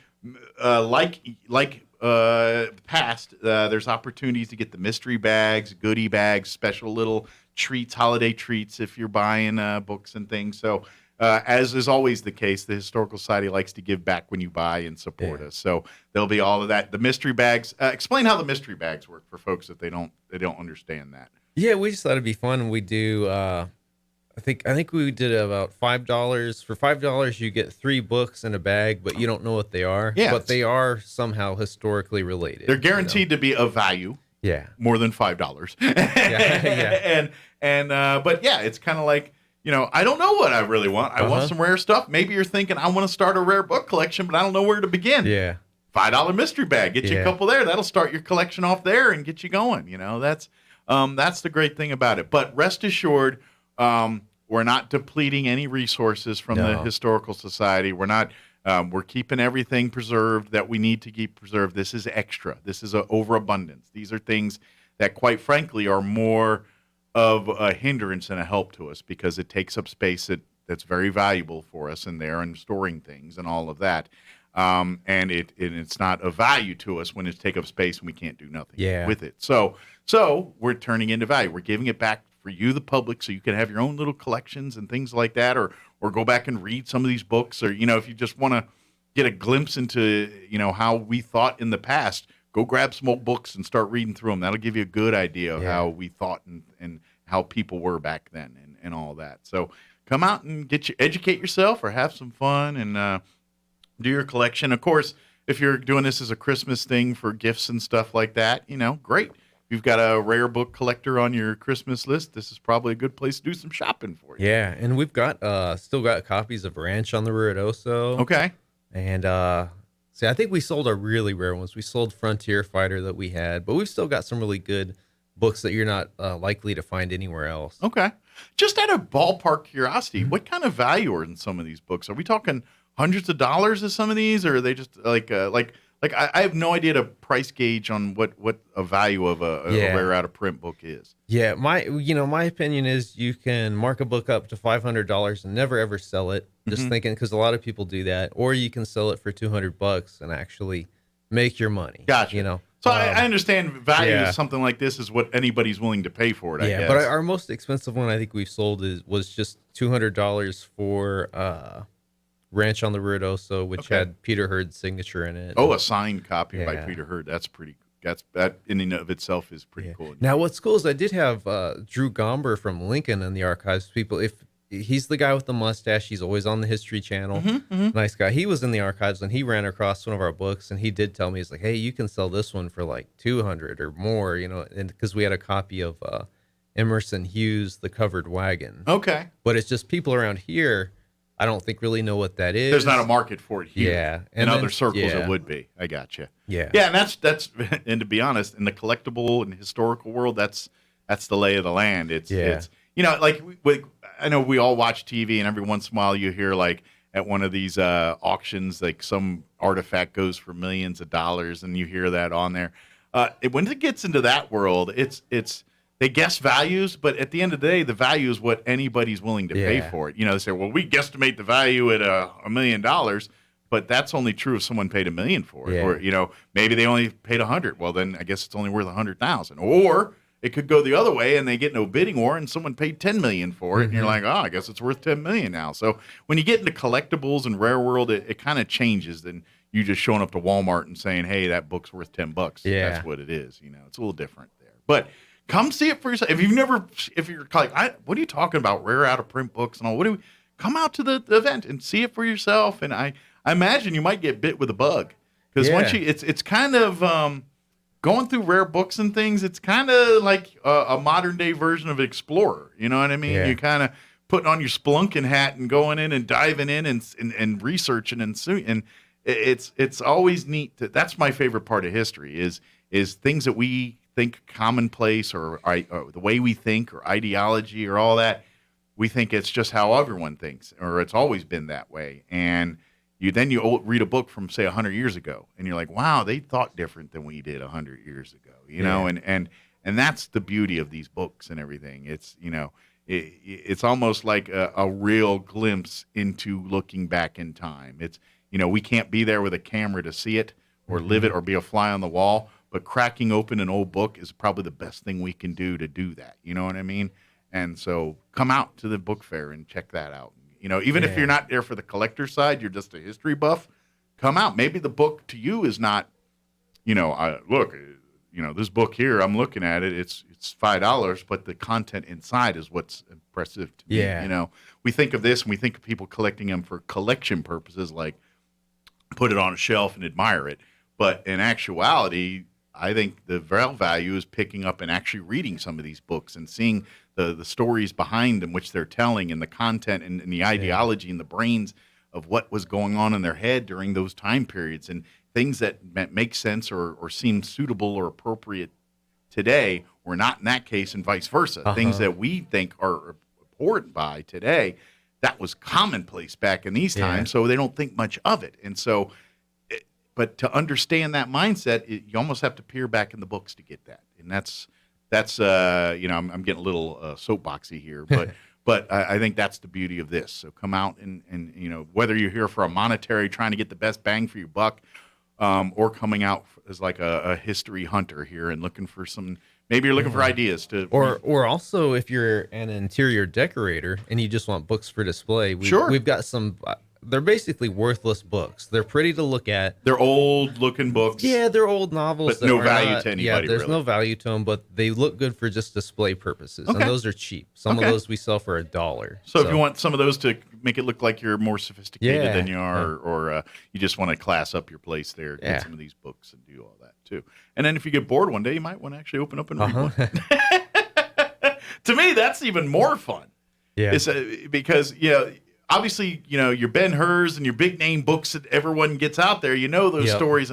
But the book that wasn't necessarily the hit that you have from 100 years ago, that's not worth a lot of money, there's probably nuggets of gold as far as just information and literature in there that you're like, wow, that's just to give you insight on the period. I love that. So again, this is December 4th, 10 to 2:30. It's going to be at the Historical Society Archives facility. And then, of course, if you have questions about this, come out to Holiday Magic this weekend. John and Donna both will be there at the book fair, too. I believe Donna's going to be there at the book fair on the 4th, too, right? Yeah, if she's able to. I think she wants to come for that, too, so that'd be cool. great. So you can come out and meet them again. And then, but if you want to learn more about this, come out to Holiday Magic this weekend, today, tomorrow.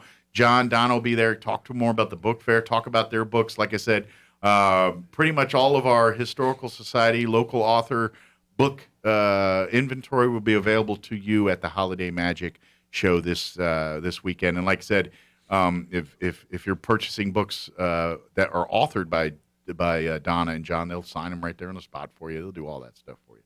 Dedicated, or if you want to put a personal message if you want to use it as a gift for something or somebody, they'll be happy to work with you and all that kind of stuff too. What else do we want to? Of course, we do want to remind folks that if you are looking if you have events and things, the Historical Society has other ways to help out too. I know we talk about, of course, we have our loose change drive. I'm sure you guys will have yeah, we do. We've got it there. Like a Coke bottle thing out there if you want to drop change in out at the fair or at the Holiday Magic Craft Show this weekend out at the fairgrounds. But if you need a rental space for the holiday, maybe you're gonna have a little get together that's under say 30 people or so. The archive facility has a full kitchen, dining area that you can rent out for your events. If you got a meeting or a little party or wedding or any of that kind of stuff, there's can accommodate that. Membership is a great way too. If you want to become a member of the Historical Society, you as a individually or a married couple or anybody can. There's various different levels and forms. All of that supports the Historical Society and what we do here. Yeah. And then, of course, remind folks, too, if you'd like a tour.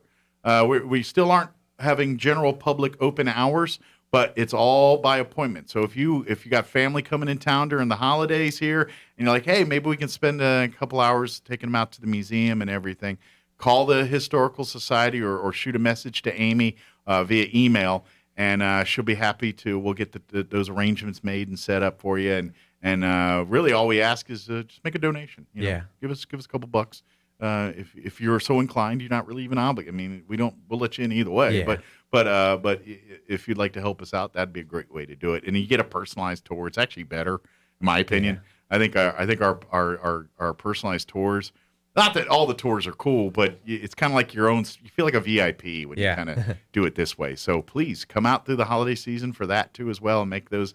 All of it supporting the Historical Society. So, and then come out this weekend to Holiday Magic. I'm telling you, I think you're going to have fun once you find John and Donna at the booth and just sitting and talking with them. Because I know you're full of a wealth of information. So is Donna, and I know both of you love talking about this stuff. So it's kind of hard to find people that love talking about it. I'm sure you have this problem when you get into something and you get excited and you talk to someone who's kind of like, yeah, okay, John, that's great. You know? And you're all excited because you learn this nugget of history, and they don't share your enthusiasm about it. And you're kind of like, well, dude, this is actually cool, man. Pay attention. And like they don't get it. Now you can talk to someone who gets it. But definitely. Is there anything else we want to make sure we cover, John? Or anything I forgot or anything you wanted to mention? Anything personally about your books and stuff for the holidays here? I know for those that don't know, John is not just an author of historical books. He's got his science fiction side of things where he gets in little aliens and cowboys and Godzilla. Of course, if you're into that kind of thing, you can get online and get John's books too. For those, if you love learn about Godzilla or his aliens and cowboys book, which is not like the aliens and cowboy movie. Yeah, I mean, it's nonfiction because they really did write articles about pioneers and UFOs and. Well, like today, you get online and you see all kinds of accounts of UFO alien sightings and all. That's not new, people. We just have better documentation of it today. There was people long before we were on the same cowboys and people that rode. They saw weird stuff in the sky too. They just didn't know how to explain it as well. So their descriptions, like we talked about this before. We know what a rocket is because we have a concept of it. But if there was no concept, they didn't fly then. They're birds. That was all that was flying, and some crazy dude in a balloon from time to time. You know what I mean? That wasn't commonplace. So for them to describe something flying, and if you don't have the vocabulary, and that's really what your book is kind of, we've got documentation of probably seeing UFOs. They just didn't know how to properly detail what they saw, and so if you want to learn that kind of stuff, he's got books on that too, and all make great Christmas that's another exclusive I'll have today is actually a kid's book version of that. Okay. It's called Space Monsters of the Old West. Okay. 'Cause kids, they like the more outlandish stuff, but again, it is nonfiction. It's real articles where people claim they saw basically a space monster from the skies. That's great. So crazy it seems not true, but it really is. But again, it's all about perspective, and that perspective of them and that time as a child, and you probably see it now, and you're like, well, that's not a monster, that's a lizard. Or you know what I mean? It's just, it's all about perspective. If you don't know it, if you're not familiar with it, how do you put a description on it? Yeah. It's that's what I love about that. It's like, man, you don't have a concept of something that flies, how do you describe what that is? That's what we're talking about here. So, but anyway, more books, please reach out. Come out again this weekend to Holiday Magic. Mark December 4th from 10 to 2 at the Historical Society's archive facility. Don't miss the historic Christmas book fair.